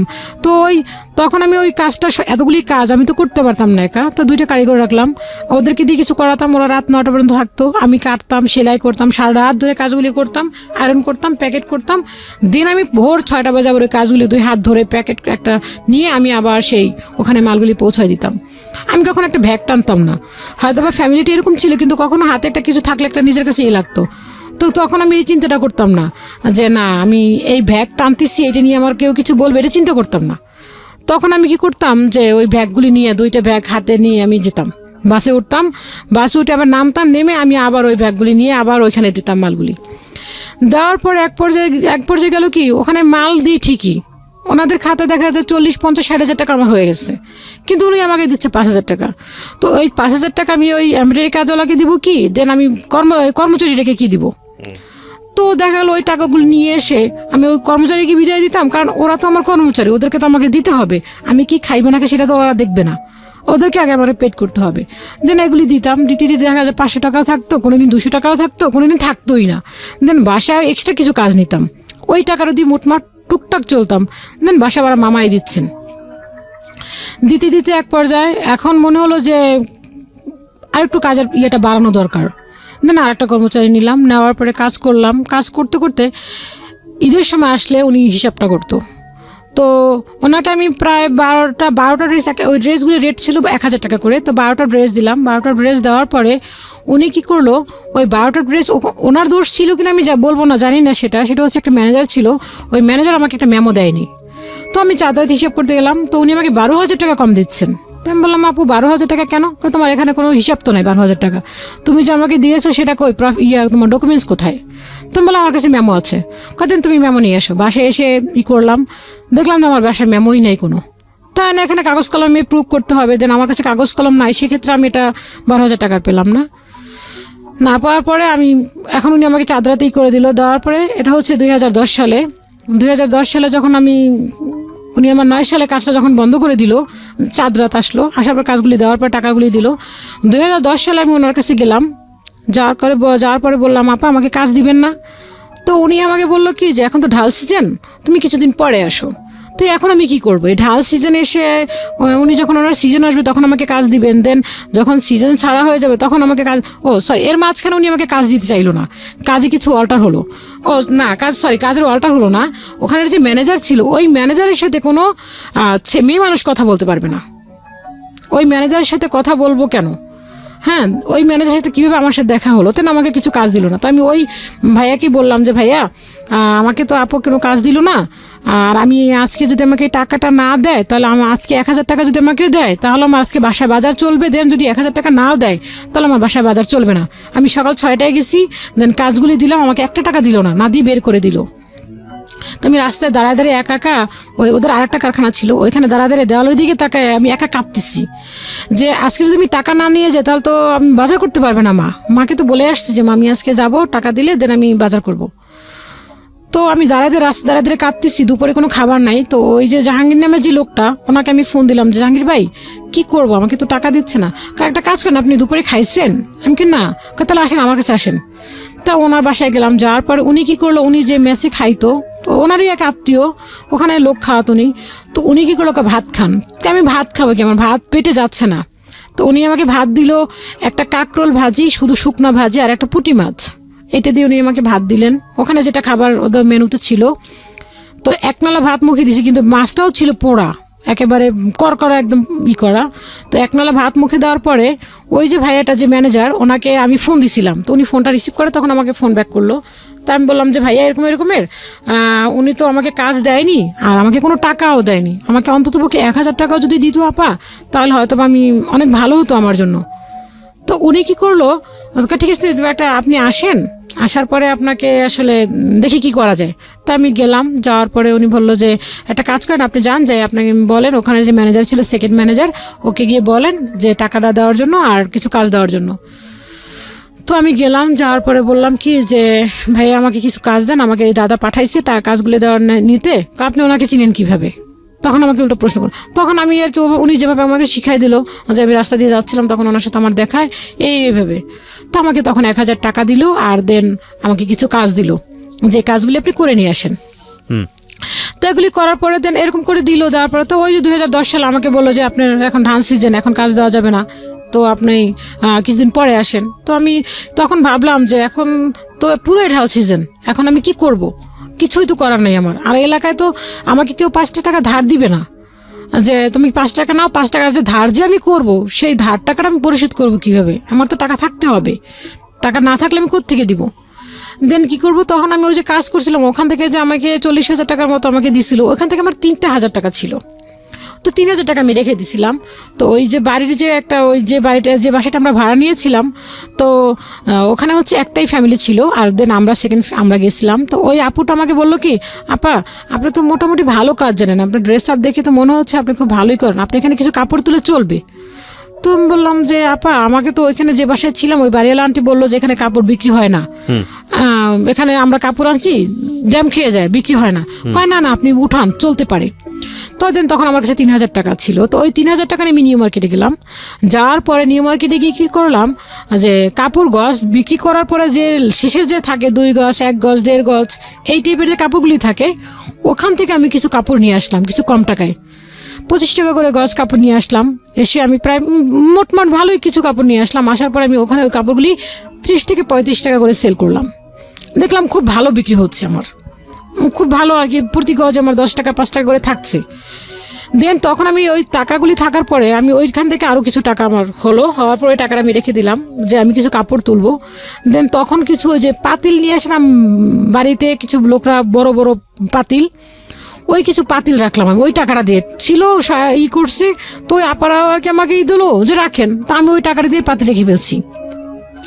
তো রাখার পর আমার কাছে এখন আর কোনো টাকা নেই, তো কি করব? তো মামার কাছে বললাম, মামা আমার কাছে না কোনো টাকা নেই এখন। তো মামা বললো এখন কি করবি? তো ওই এলাকায় আমি তখন আর কি ওই হোলসেলের কাজ তোমার বন্ধই হয়ে গেল। বন্ধ হয়ে যাওয়ার পরে তো মামা বললো কি যে তাহলে এখন কি করবি? আমি টুকটাক অর্ডার নিচ্ছি, তো আমার যে সেলাইয়ের যে মজুরিটা, ওই মজুরিটা আমি কমাই দিলাম, যে আমি যদি কম টাকা নিই তাহলে অবশ্যই আমার কাছে কাস্টমার আগাবে। তো এই তাই করলাম, তো কিছু কাস্টমার ভালোই আমার জোগাড় হলো। তো মামাকে বললাম, মামা যে ইউনিভার্সিটিতে জব করতো, একটা ভালো ইউনিভার্সিটি নাম করা, তো ওই ইউনিভার্সিটিতে গেলাম। যাওয়ার পরে মামাকে বললাম যে মামা, আমি ইউনিভার্সিটির নামটা বলতে পারি তো? ঢাকা ইউনিভার্সিটি মামা আর কি একজন লেকচারার, শিওর। উনি অ্যাসিস্ট্যান্ট প্রফেসর ছিলেন। তো বর্তমানে উনি এখন এখানে নাই, উনি এখন বর্তমানে লন্ডনে আছেন। আচ্ছা। তো ওই মামার কাছে গেলাম, যাওয়ার পর মামা বললো কি তাহলে কি করবি তুই এখন? মামার ক্যাম্পাসে গেলাম, মামা তখন ওইখানে ইয়েতে ছিল। থাকার পরে মামা বললো কি তাহলে তুই, আমি কি মামা তাহলে আমাকে কিছু টাকা ধার দেন? দি হ্যাঁ তাহলে একটা কাজ করো, তোমাকে আমি কিছু টাকা ধার দেই। মামা তখন আর কি অস্ট্রেলিয়া থেকে আসলো, উনি 2 বছরে পিএইচডি করে আসলেন। তখন মামা আমাকে 7,000 টাকা দিল, যে তুমি আমাকে 7,000 টাকা আমি তোমাকে দিলাম, দেন তোমার 7,000 টাকা ব্যাক করতে হবে। আমি ঠিক আছে মামা, আমি 7,000 টাকা ব্যাক করবো। তো 7,000 টাকা নিয়ে গেলাম, দেন মামা আমার সাথে গেল। দেন আমি তখন কিছু কাপড় 3 পিস তুললাম আর কিছু গজ কাপড় তুললাম। সেটার গজ হচ্ছে 400 টাকা করে গজ। তো 400 টাকা করে গজ মানে আমি কিনলাম হচ্ছে ধরেন, তখন আমি পুরো গজে আমি প্রত্যেকটা গজে 50 টাকা, 60 টাকা, 70 টাকা, 80 টাকা করেও আমি প্রফিট পাচ্ছি। ওকে। হ্যাঁ, যে 400 টাকা গজ, ওটা মার্কেটে সাধারণত চলতেছে 600-700 টাকা করে গজ, কিন্তু আমি ছাড়তেছি 500-400 এরকম করে। আমি মার্কেটের থেকে কম রেটে যাচ্ছে ছাড়তেছি, দেন আমার খুব ভালো বিক্রি হচ্ছে। তো বিক্রি হতে আমি কিছু ড্রেস কিনলাম, 3 পিস উঠালাম বাসায় ভালোই আর কি বিক্রি করতে শুরু করলাম, ভালোই প্রফিট আসতেছে। দেন মামা বাসা ভাড়ায় দিয়ে যাচ্ছেন। তখন আমাদের বাসা ভাড়াটা ভাড়া দাঁড়ালো হচ্ছে 4,500 টাকা। তো 4,500 টাকা মামা দিল। দেন তখন দেখলাম যে আমার ইনকামটা ভালোই হচ্ছে, আমার এখন আর কোনো কষ্ট হচ্ছে না। তখন মামাকে বললাম যে মামা, আপনি তো এতদিন যাবত আমাকে দিয়েছেন, আব্বা তো সেই 2005 সালে চলে গেল, 5 সাল থেকে আপনি এখন দিচ্ছেন, তো এখন 2010 সাল, এখন আমি দেই। তো মামা বললো যে তুই দিবি? আমি কি হ্যাঁ মামা আমি দেই, যখন আমি না পারবো তখন আপনি দিয়েন। তো মা বললো ঠিক আছে দাও, তুমি যদি দিতে চাও তাহলে দিতে পারো, সমস্যা নাই। তো মামা, তো আমি এই ঘর ভাড়া দেওয়া শুরু করলাম। দেন আমি ভালোই তখন আর কি ইনকামটা বেড়ে গেল। তো বাড়তে আমি বাসায় ভালোই, আমি সারাদিন দেখা যাচ্ছে যে সকাল থেকে শুরু করতাম, ডেলি 6 থেকে 7টা করে ড্রেস সেলাই করতাম, আবার ওগুলি কমপ্লিট করে আবার কাস্টমারকে ডেলিভারি দিতাম, ভালোই আর কি। মোটামুটি এখন আমি খুব ভালো আছি, যে আমারও কিছু টাকা প্রফিটও হলো। তখন আস্তে আস্তে কিছু টাকা প্রফিট করলাম, করার পরে দেন বাসা শিফট করলাম। তখন আর কি এই বাসা ভাড়াটা আর কি আস্তে আস্তে বেড়ে গেল। দেন 4.5 থেকে 8.5 হলো। এখন 8.5 করতে করতে এখন আর কি আমার জন্য বিয়ের জন্য তারা উঠে পড়ে লাগলো, যে তোমাকে এখন বিয়ে করতে হবে 2008-এর দিকে না, 9-এর দিকে এরকম। মামা আর কি তখন ওখান থেকে, মামা যখন অস্ট্রেলিয়া ছিল তখন আমাকে বললো বিয়ের কথা। তখন আমি বললাম যে মামা আসবে যখন তখন আমি বিয়ে করবো, দেন আমি এর আগে বিয়ে করবো না। মামা এরকম একটা আমি দিলাম, কিন্তু আমার যে কোনো রিলেশন করা বা কোনো কারোর সাথে কোনো সম্পর্ক করা, এই চিন্তাটা কখনো আমার মাথায় আসতো না। যে ভাবতাম যে না আমি এগুলি কখন করব। আর ওই যে ছোটোবেলার একটা কথা ছিল যে তোমরা এমন কোনো কিছু করো না যাতে কেউ কোনো খারাপ কিছু বলে, ওইটাই মাথার ভিতরে সবসময় কাজ করতো। তো এই কথা বলার পরে আমি বললাম যে মামাকে বললাম, পরে মামা আসলো, আসার পরে মামা একদিন বাইরে বসে বললো কি যে বড় খালাকে বললো যে ওর জন্য একটা ছেলে দেখেন। তো মামাকে তখন বললাম যে মামা আমার জন্য, তখন আর কি মামাকে বললাম যে আমি, আর মামার সাথে খুবই ফ্রিলি, আমার থেকে কেউ বাসার ভিতরে এতটা ফ্রিলি কেউ না। তো মামাকে বললাম যে মামা আমার জন্য ছেলে দেখতে হলে ড্রাইভার হতে পারবে না, তারপর হুজুর হতে পারবে না, পুলিশ হতে পারবে না, দেন এই জিনিসগুলি হতে পারবে না। তা মামা বললো যে কেন এগুলি কি তোমার জন্য কি রাজপুত্র কেউ তোমার জন্য অপেক্ষা করছে নাকি? তাহলে তুমি যে এই জিনিসগুলি অপশন দিচ্ছ, দেন সিগারেট খেতে পারবে না, তোমার জন্য কি রাজপুত্র অপেক্ষা করে আছে নাকি? তো এই কথা বলার পর আমার খুব কষ্ট লাগলো। আমি উঠে ঘরে চলে গেলাম। ঘরে চলে যাওয়ার পরে মা বললো কি বাবা দেখ, তুই তো পড়াশোনাটাও করতে পারিসনি ভালো করে, তোর জন্য হয়তো বা চেষ্টা তো করবো তোর জন্য ভালো কিছু করার জন্য, দেন কতটুকু পারবো জানি না, বাট এত অপশন দিলে তোর হচ্ছে না। তো মামা আমাকে খুব বোঝালো, ঠিকঠাক হয়ে গেল। দেন 2010 সাল থেকে এই প্রপোজাল দেখা শুরু করলো।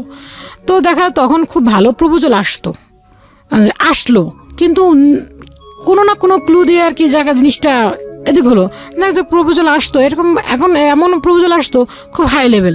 তখন মামা চিন্তা করলো ওর তো বাবা নেই, যেহেতু আমি থাকবো না, তখন মামার চিন্তা করলো মামা বাইরে শিফট করবেন, বাইরে ওখানে সেটেল হয়ে যাবে, তো এখানে তো আমি থাকবো না, সেক্ষেত্রে যে ও যদি কোনো সমস্যা হয় দেন কি করবে। কিন্তু ভাইরা তখন মোটামুটি ভালোই পড়াশোনা করলো, তো ছোটো ভাইটাও মোটামুটি করতে লাগলো। তো মেজো ভাইটা আমার ইমিডিয়েটলি যে ছোট, ও পড়াশোনাটা বন্ধ করে দিল। ও বলে যে না, আমি আর পড়বো না। ইন্টারমিডিয়েট কমপ্লিট করছে, করার পর বললো যে আমি পড়বো না। দেন ও কি মনে করে দেন তারপর আবার পড়াশোনা শুরু করছে জানি না, তো আবার ইঞ্জিনিয়ারিং কমপ্লিট করেছে। তো এরকম করতে করতে পরে আমাকে বললো যে ঠিক আছে তুমি যেহেতু, আমি তখন আর কি অপশন দিলাম যে আমি এখন বিয়ে করবো না, মামা আসলে বিয়ে করবো। তো কিন্তু আমি যে কারোর সাথে যে রিলেশন করাটা, এই সময়টুকু আমার ভিতরে ছিল না। কারণ আমি কাজ, দেখা যায় কাজ করতাম সারাদিন, কাজ করে দেখা গেল যে ওই টিভি দেখতাম, টিভি না দেখলে কাজ করতাম, এই আমার অপশন ছিল। তো এর পিছনে একটু যেতে হয়। 2006 সালে যখন আমার পড়াশোনাটা যখন বন্ধ হয়ে যায়, তো একটা ছেলে বলছিল যে ও ওপেন ইউনিভার্সিটিতে ভর্তি হবে। আচ্ছা, তো ওর কথা শুনে আমার কাছে না মনে হলো যে হ্যাঁ, আমিও ওপেন ইউনিভার্সিটিতে ভর্তি হব, আমিও পড়াশোনা করব। ও যদি করতে পারে তো আমি কেন করতে পারবো না? তো তখন কোনো ফর্ম ছিল না, ভর্তি হওয়ার মতো কোনো ছিল না। তো ওইখানে গেলাম, এটা হচ্ছে মতিঝিল আইডিয়াল কলেজ, তখন ওপেনের একটা ছিল, অপশন ছিল। তো ওখানে গেলাম, যাওয়ার পরে ওরা বললো কি যে এখানে ফর্ম শেষ হয়ে গেছে। তো একটা মহিলা দাঁড়িয়ে আছে, বললো কি তোমরা কি ওপেনে ভর্তি হবা? তো আমি বললাম হ্যাঁ। তো এক মামার মাধ্যমে গেলাম। তো যাওয়ার পরে বললো কি যে হ্যাঁ, তুমি একটা কাজ করো, তুমি ওই টিচারের নাম্বারটা না, উনি পারবে ভর্তি করাতে। তো ওই টিচারকে ফোন দিলাম, ফোন দেওয়ার পর নিয়ে আসলো, সত্যি সত্যি উনি আমাকে ওপেনে ভর্তি করে দিল। দেওয়ার পরে তো ওই টিচারটা বললো কি, ওনার বাসা যেখানে ছিল আমার বাসার আদেশ সেখানেই ছিল। তো যে মামাটা আমার সাথে গেছে, তো উনি আমাকে বললো কি, বললো তোমার মামা চলে যাক, তুমি আমার সাথে চলো। আর স্যারটা দেখতে এরকম একটা ছিল, একটা ভয়ানক টাইপের চেহারা ছিল, যেমনি কালো তেমনি মোটা, অনেক লম্বা চূড়া। দেখে মনে হচ্ছিল যে না, যে কেমন যেন দেখতে, খুব একটা ভয়ানক ব্যাপার ছিল। তো আমার কাছে খুব লাগলো, ওয়ার্ড লাগলো জিনিসটা। আমি বললাম যে না, আর উনি আমার হাত ধরেই বললো চলো তুমি আমার সাথে। তা আমি বললাম যে না, আমি যাবো না, আমি এখানে কাজ আসছি। তখন আমি মিথ্যা বললাম। দেন উনি যে আমার হাত ধরছিল, ওর পর থেকে আর আমি যাই না, আমার এখানে পড়াশোনা করছি না। তো দেন পরে বিয়ের কথা আসলো, আসার পরে আমি বললাম যে না, আমি বিয়ে করবো না, মামা আসুক, মামা আসলে দেন বিয়ে করবো। তো বিভিন্ন প্রপোজাল দেখছে, দেখার পরে তো এক একটা বিভিন্ন রকমের একটা অজুহাত আসতেছে যে না, এই ছেলে এরকম, ওই ছেলে এরকম। কিন্তু আমার কথা হচ্ছে মামা আসবে, দেন তারপরে আমি বিয়ে করবো। কিন্তু আমার তো কোনো কারোর সাথে রিলেশন নাই, কিন্তু সবাই আমাকে বলে নিশ্চয়ই এই মেয়ের কারোর সাথে রিলেশন আছে, দেন নয়তো আগে বিয়ে হয়েছে, বিয়ে হওয়ার পরে দেন সম্পর্ক ভেঙে গেছে, এই জন্য এখন এই কথা বলছে। দেন আমি কোনোদিন কারোর সাথে রিলেশনই করিনি। হ্যাঁ, একটা ভাইয়াকে আমার খুব পছন্দ হয়েছিল, কিন্তু সেটা হচ্ছে ওই ভাইয়াটা আমাকে যথেষ্ট পরিমাণ পছন্দ করতো, কিন্তু ওনার স্ট্যাটাস দেন আমার স্ট্যাটাস অনেক উপরে। উনি একজন এডুকেশন লোক, যে পড়াশোনার ক্ষেত্রে ওনার সব কিছু হাই, এবং দেন ওনার স্ট্যাটাসও হাই, সেক্ষেত্রে আমি কিছুই না, আমি একদম শূন্য পর্যায়ে। দেন তারপর উনি কিছু কথা শুনে আমার খুব বিশ্বাস করে উনি আমাকে পছন্দ করেছে। দেন ওনারা মাকে গিয়ে বললো, ওনার মা বলার পরে ফার্স্টে ওনার অপশন হচ্ছে বরিশালের মেয়ে বিয়ে করানো যাবে না। দেন তারপর অপশন দিলে কি, ও তো পড়াশোনা না, মিনিমাম তো ডিগ্রি কমপ্লিট থাকতে হবে, তাহলে হবে। তারপর ওই ভাইয়াটা বললো, অনেক চেষ্টা করেছে, ওই ভাইয়াটা বললো যে মা তুমি একটা কাজ করো, তুমি ওর ছবিটা দেখো, পড়াশোনা তো নইলে আমাদের যে সম্পত্তি যা আছে, আমাদের তো অটুট সম্পত্তি, ওনাদের এতটাই সম্পত্তি যে অফুরন্ত, আমি নিজে দেখেছি ওনাদের অফুরন্ত সম্পত্তি। তো বলে যে আমাদের যে এত কিছু, আমি তো একাই, এখানে তার কেউ নাই, তাহলে তো ওদের পড়াশোনা তোকে করানো যাবে, সেটা কোনো ব্যাপার না, তুমি একটু ছবি দেখো। না, ছবি দেখা যাবে না, দেন হচ্ছে বরিশালের মেয়েরা ভালো হয় না। তো এটা গেল, এটা চলে গেল। তো আমি আর ওনার সাথে আমার ভালো লাগতো, ওনাকে আমার অনেক ভালো লাগতো, ওনাকে এরকম ভালো লাগতো। যদি উনি আমাকে একদিন বৃষ্টিতে ভিজছি, উনি আমাকে বলছে যে ভাইয়া যাও তুমি চুলটা ধুয়ে আসো। আমি ওই রাত্রে ঘুম থেকে উঠে চুল ধুয়ে আসছি। আমার বলে কি হয়েছে, পাগল হয়ে গেছে মনে হয়, দেখ এতটা ওনার প্রতি আমি দুর্বল হয়ে গেছিলাম। দেন উনিও অনেক দুর্বল হয়েছিল আমার প্রতি। তো যেন পরে আমি বললাম যেহেতু মা চাচ্ছে না যেখানে, সেখানে কখনো সুখী হওয়া পসিবল না। তো যাই হোক, এটা চলে গেল, ভাইটা বিয়ে করলেন। তো আমি কারোর সাথে রিলেশনে যেতাম না, কারণ রিলেশনে যাওয়া মানে হচ্ছে, কেন রিলেশনে যেতাম না, যে বড় আপু রিলেশন করেনি, সেটা হচ্ছে বড় আপুকে দুলাভাই পছন্দ করে বিয়ে করেছে আপুকে। দেন এভাবে বিয়ে করেছে যে আপু আমার মামার পা ধরে নিচ্ছে, সেখানে বড় আপুকে যে পরিমাণ টর্চার করছে, সেক্ষেত্রে তো আমি রিলেশন তো কখনোই করবো না। তো আমি আমার ফ্যামিলি থেকে কিছু শেখার কারণে আমি যে কথাগুলি বলতাম, মানুষের এই কথার উপর ভিত্তি করে বলতো কি যে না, এই মেয়ে রিলেশন করছে, সম্পর্ক করে সে ছ্যাঁকা খায়, এই জন্য এরকম অবস্থা করতেছে, এই জন্য দেন সে এরকম করতেছে। তো আমি আসলে এটা কখনোই চিন্তাও করিনি যে আমি রিলেশনে যাব। আমার সবসময় অপশন ছিল যে আমি রিলেশন করে বিয়ে করবো না, আমি সেটেল ম্যারেজ করবো, কারণ হচ্ছে সবাইকে নিয়ে করব। কেউ যেন আমাকে বলতে না পারে যে না, ও অমুকে দেখছি প্রেম করে বিয়ে করছে, প্রেম করে বিয়ে করে এই অবস্থা হয়েছে, এটা যেন কেউ বলতে না পারে। আর যে ডিভোর্স নামের যে শব্দটা, এই জিনিসটা আমার মাথার মধ্যে সবসময় কাজ করে। তো তো এরকম পর্যায়ে চলে গেল, চলে যাওয়ার পরে এখন প্রপোজাল আসার পরে বলে কি যে প্রাথমিকভাবে হচ্ছে যে তুমি মেয়ের বাবা আছে, বাবা কি করেন? তো যখনই বলে যে বাবা নাই, মা হয়তো বা বলে যে বাবা আছে, খোঁজ খবর নিচ্ছে না বা বিয়ে করছে এই সেই, তখনই না কেমন একটা মোড় ঘুরে যায়। যখনই আবার বলে যে না ঠিক আছে বাবা নাই, সমস্যা নাই, কিন্তু বাড়ি এখানে কি জমি টমি আছে নাকি, যে এলাকাতে আমরা থাকি যে এখানে জমি টমি আছে? যখন বলে যে না জমিও নাই, তখন বলে কি যে না কোনো কিছু কি কোনো ছেলেকে কোনো অপশন কি দেওয়া যাবে কিনা এই সেই। তো এরকম করতে করতে পরে মামা একটা প্রপোজাল নিয়ে আসলো, সেটা হচ্ছে আমাদের গ্রামেরই একটা ছেলে আমাদের এখানকার পড়তো, তো ছেলেটা মাস্টার্স কমপ্লিট করা ছিল। দেন ওকে অপশন দিয়েছিল মামা হচ্ছে জব দিবে, জব দিয়ে মামা বলছিল যে মামা একটা ভার্সিটিতে জব দিয়ে দিবে, জব দিয়ে গিয়ে ওকে আমার কাছেই করবে। তো মামার সবসময় ইচ্ছা ছিল যে আমাকে একটা ভালো ফ্যামিলিতে বিয়ে দিবে, একটা শিক্ষিত ছেলে, কারণ আমার ভাগ্নিটা ছোটোবেলা থেকে অনেক কষ্ট করেছে। সেক্ষেত্রে যদি একটা ভালো ছেলে, একটা শিক্ষিত ছেলে দেয়, তাহলে হয়তো ওর লাইফটা অনেক ভালো পর্যায়ে চলে যাবে, ওর এই কাজটাও আগাতে পারবে। আর যদি কাজটা না করাতে চায় সেটা পরের ব্যাপার। তো ওই ছেলেটাকে আনলো, ছেলেটা আমাকে পছন্দ করলো, করার পরে দেখা গেল কি যে মামা বললো যে গভর্নমেন্ট জবের কথা। তো গভর্নমেন্ট জবের কথা নিয়ে বলার পরে এক সময় হলো কি যে ও আমাকে এতটাই পছন্দ করতো যে আমি যদি বলতাম এখন রাত তাহলে রাত, যদি বলতাম দিন তাহলে দিন। তো আমার নিজের মাথার মধ্যে একটা কাজ করলো যে এত ভালো মানুষ হয় কি করে, তার ভিতরে বিন্দু পরিমাণ কি রাগ হতে পারে না? আমি যে এত রাগ দেখাচ্ছি, যে এত কিছুই করতেছি, তার ভিতরে বিন্দু পরিমাণ রাগ নাই। তো আমার কাছে মনে হলো যে আমি তাকে একটু ট্রাই করি। তার কারণও হচ্ছে আমি একটা অসুস্থ ছিলাম, তো অসুস্থতা থাকার কারণে উনি আমাকে বললো যে মিরপুর দিয়ে আসতেছিলাম, তখন বলে তুমি একটা কাজ করো, তোমার হার্টটা টেস্ট করো। তো আমার জিনিসটা রাগ হলো, তার মানে কি আমি রুগী বিয়ে করবা? ঠিক আছে, আমি হাঁটতে হাঁটতে 1 নম্বর চলে আসছি। দেন আমার পিছনে সে 1 নম্বর পর্যন্ত হেঁটে হেঁটে আসছে আমাকে কনভিন্স করার জন্য। তো এরকম করতে করতে পরে আমি বাসায় এসে আমার মনের মধ্যে একটা কৌতূহল জাগলো যে না ওকে আমি ট্রাই করে দেখবো, যে দেখি সত্যি কি আমাকে ভালোবাসে, নাকি আমার জবের জন্য মামার পিছনে ঘুরে বেড়াচ্ছে, আমাকে এরকমভাবেই করতেছে। তো যে এরকম বললাম সেরকম ওই কাজটা করলাম কীরকম, আমার কাছে সেকেন্ড একটা নাম্বার ছিল। তো এক ভাবি আছে, তো ভাবির সাথে খুব ভালো রিলেশন আমার। তো ভাবিকে বললাম ভাবি তুমি কি একটা কাজ করে দিতে পারবে আমাকে? তো ভাবি বললো কি যে হ্যাঁ করে দেওয়া যাবে না কেন?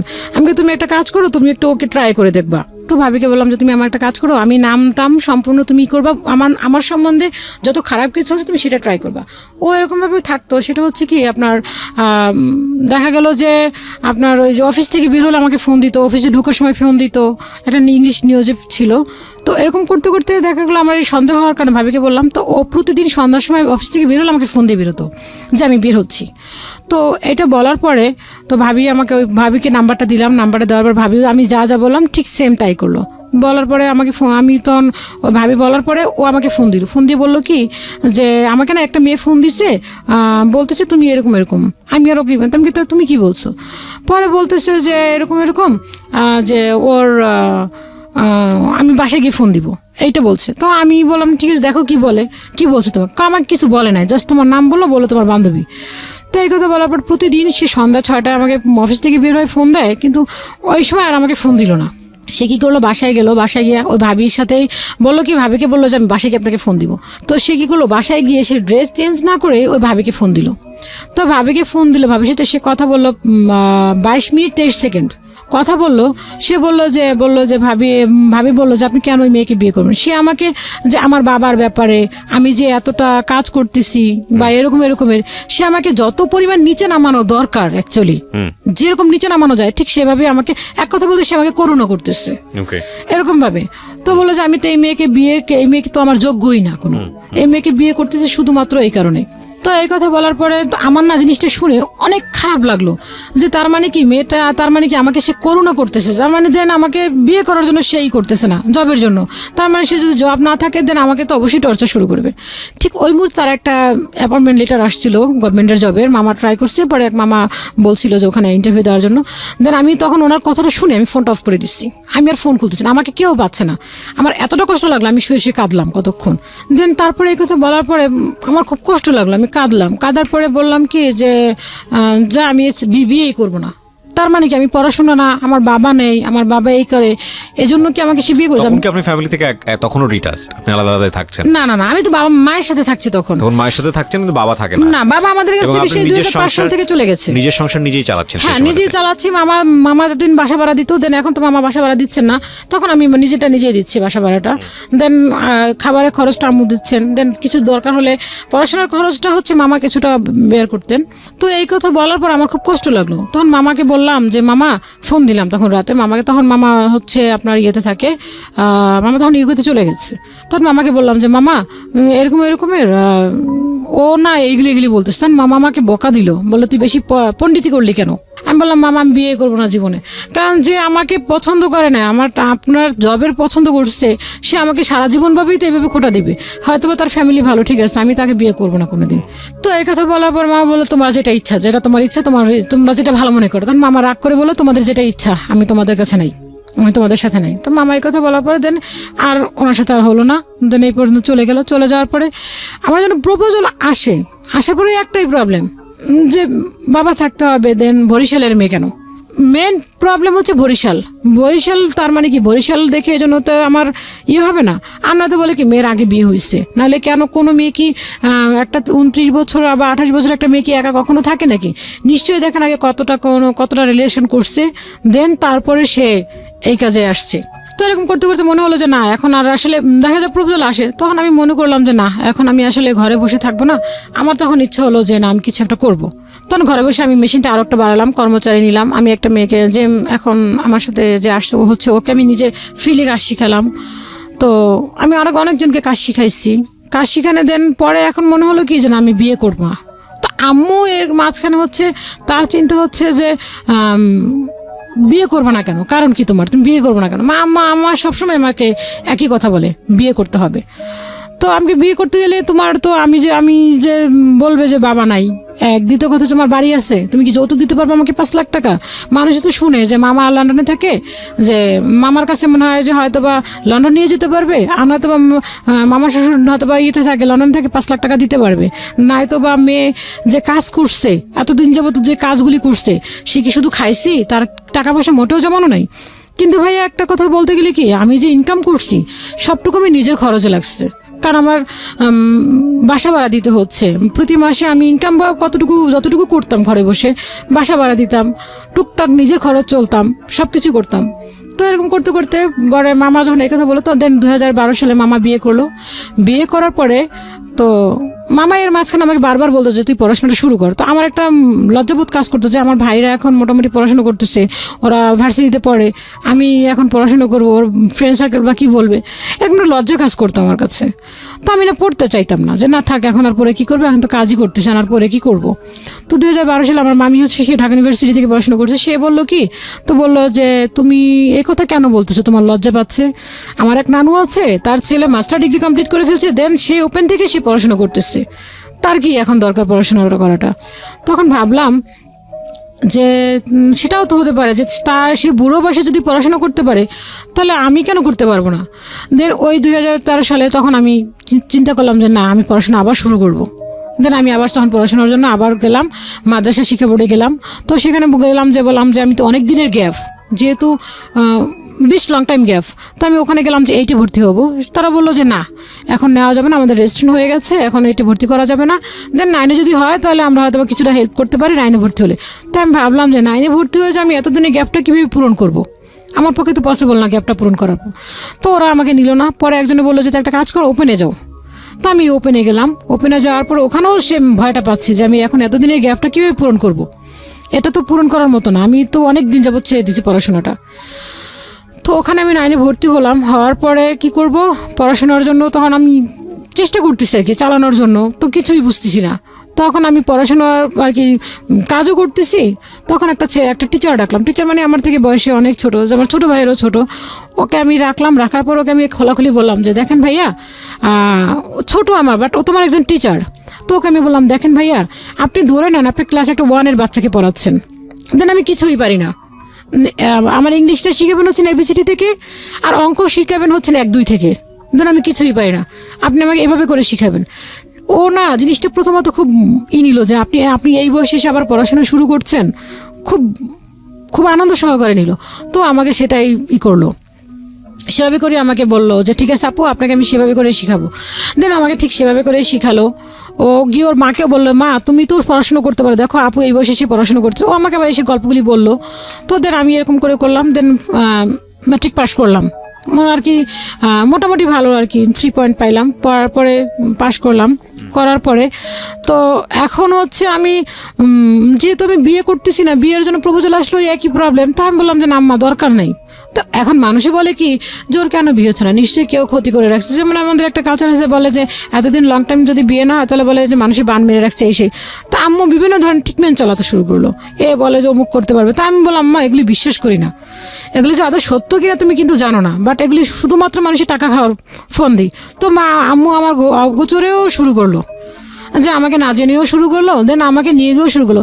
তো এক পর্যায়ে আমি চিন্তা করলাম যে আসলে সত্য কথা, এখন হয়তো আমার শক্তি আছে, আমি কাজ করে খাচ্ছি। দেন ভাইরা যখন বিয়ে করবে দেন তখন আমার কি হবে, মাঝে মধ্যে এটা চিন্তা করি। আবার মাঝে মধ্যে চিন্তা করি যে বিয়ে করে যে আমি ভালো থাকবো তারও তো গ্যারান্টি নেই। কারণ বড় আপুকে এত সুন্দর করে নিল, সেই বড় আপুকে এরকমভাবেই করলো, দেন তাকে আবার ডিভোর্স দিয়ে দিল। দেন আমার বড় আপু ডিভোর্স, সে আমার দুলাভাইয়ের কাছ থেকে সেটেল আসছে। দেন আমার আম্মুর সাথে আমার আব্বুর 32টা বছরের সংসার, সেখানেও সে চলে আসলো। তাহলে আমি বিয়ে করে কি করব? তাহলে আমি একাই এসে ভালো আছি। দেন বুড়ো হয়ে যাবো, তখন আমার বললাম আম্মা বুড়ো হয়ে যাবো, সমস্যা নাই, তোমার ছেলেরা বিয়ে করে ফেলবে, তুমি আমার কাছে চলে আসবা। না আমি আমার মেয়েদেরটা খাই না, মেয়েদেরটা যা খাইছি তাই যথেষ্ট, আর কোনো মেয়েরটা খাওয়ার ইচ্ছা নাই, তোমারটা খাইছি, তুমি যে এখন আমাদের দিচ্ছ এটাই অনেক কিছু। আম্মা হচ্ছে তার মেয়েদেরটা খাওয়া যাবে না, ছেলেদেরটা খাওয়া যাবে। আম্মাও ছেলেদের প্রতি একটু টান বেশি। তো আমি বললাম তাহলে একটা কাজ করবো, তুমি যদি আমারটা খাবাও না, আমার কাছে থাকবো না, তাহলে আমি বৃদ্ধাশ্রমে চলে যাবো। বয়সেরও তো কিছু করার থাকবে না, কাজ করতে পারবো না, যতটুকু আর্ন করবো ওগুলি নিয়ে আমি বৃদ্ধাশ্রমে চলে যাবো। আপনার বয়স কত এখন?